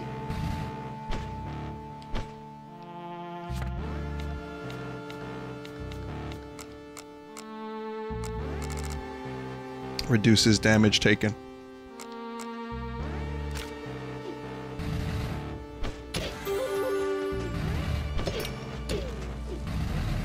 Imaginite. It's not real.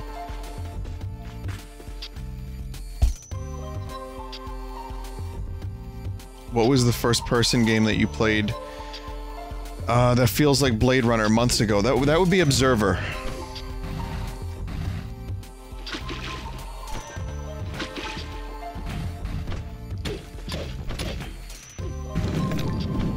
I'm glad Rutger Hauer was in that.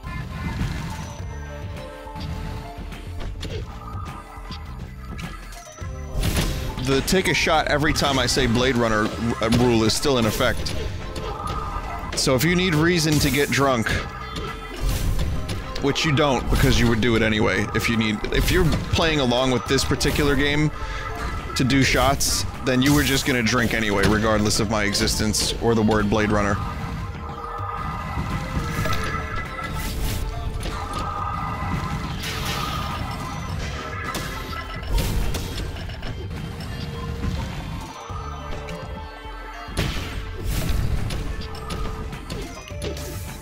Which leads me to a little bit I had about how bars and certain establishments have to come up with names, you know, to trick people into thinking it's a themed day so that they can feel better about drinking. Thirsty Thursday, Wasted Wednesday, Fun Day Sunday, Fun Day Monday, Monday Fun Day, Booze Day Tuesday. Like, no, you were gonna drink anyway. It's just, they're saying that so that you feel a little bit better about yourself.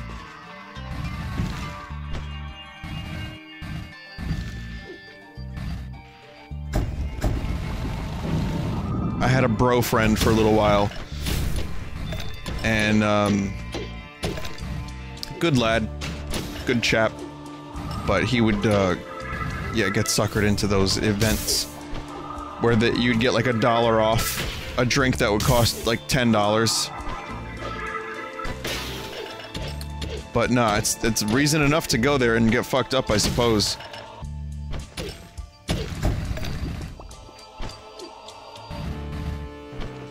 Vinesauce, well now I feel worse, thanks a lot. You're welcome.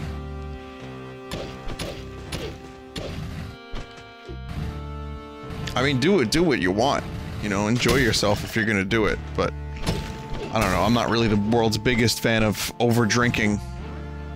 There's been some alcoholism that I've seen some people close to me not go so well. So if anything,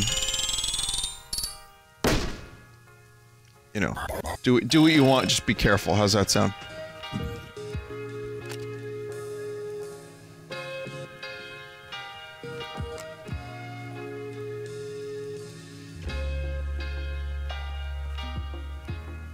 Vinny, have you been flashing the stream on YouTube less often? What do you mean, flashing the stream?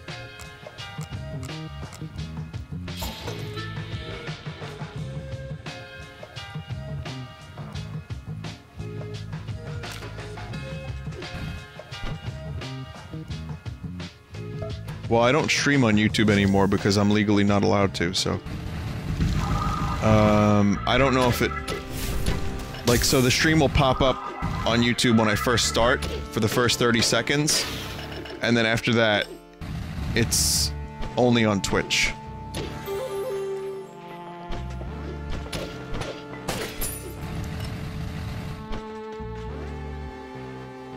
So, but yeah, the notifications should still go off. Sometimes it doesn't, which is weird, but technically, every time I stream, I start on YouTube for 15 seconds to 30 seconds. Sometimes longer because I'm forgetful, or I'm a stupid idiot face.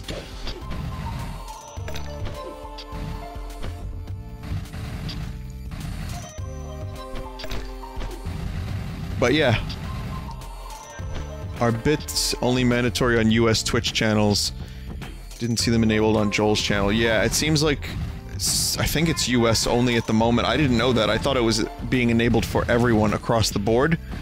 But apparently some non-US channels are not being forced to use bits like I am.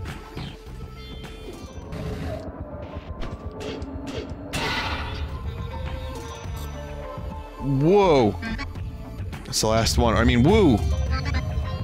Oh, that was a big one. This doesn't make any sense. I thought we'd be rid of the earthquakes now. Yeah, I'm sure that was the last of these devices. Got a bad feeling about this. There are too many unanswered questions. Doomsday cults and toxic jungles. Where's Rusty? Sure is fishy. Maybe it's not Rusty. Maybe Rosie's wrong. Or she's not telling us everything. We need to get back to the Oasis and have a talk with Rosie. Calling it now. These devices were keeping the earthquakes in check. And me destroying them is going to bring about the end of the world. And Rosie was lying about it. Because she's a no-good lying human. Or something like that.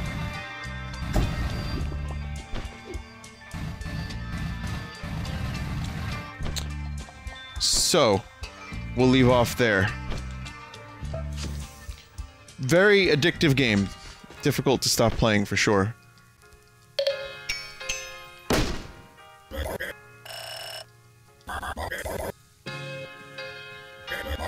Space is completely unexplored and ripe with new business opportunities.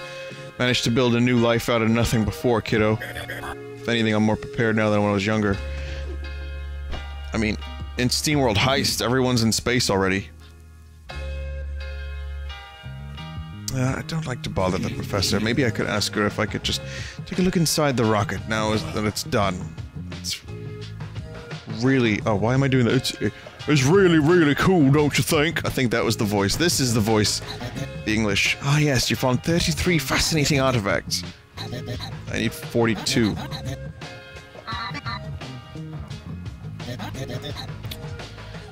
Having to learn how to map the stars might be a wonderful challenge, come to think of it. This planet is fucked, mate.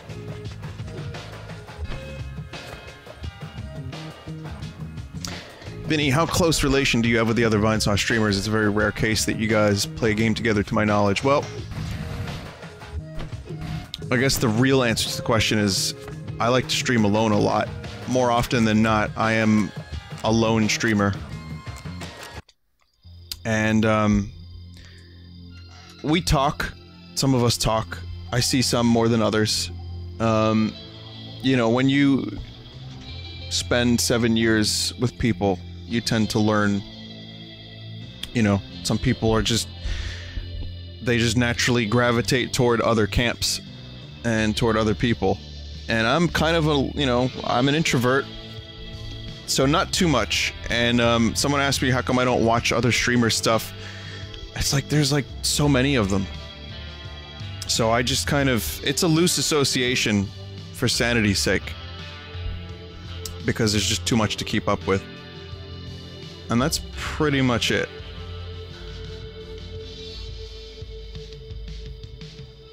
But every now and then we do work together a little bit. Me and Imakuni tend to stream a little together.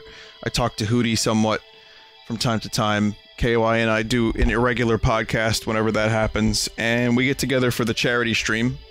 And that's when we usually come together for the most amount of things. But I'm like this with almost everybody. I mean, even my mods. We've been trying to do a mods with mods for a while, but I just keep dropping the ball. So, one day. Anyway, that's SteamWorld Dig 2. That's the stream. I hope you enjoyed it. It's kind of a chill stream tonight. Speaking of chill stream, someone sent this image to me.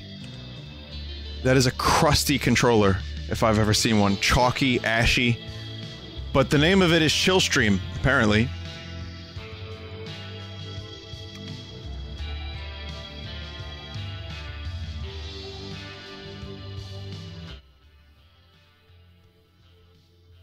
There's 10 minutes of story gameplay left. Well, cliffhanger. You got like 20 minutes left of the game, tops. Okay, how about this? Next time I play SteamWorld Dig, it'll be a short stream. I'll go back. I'll get some stuff that I didn't get, that I missed. We'll do some side stuff, and then I'll finish the game, and then we'll hunt for the rest of it. So it'll be a shorter stream. I don't know about 10 minutes, maybe 20, But I'm good. I can't see myself wanting to do any more because I'm a little bit fatigued. I'm a little fatigued. Oh, poor me. Poor me.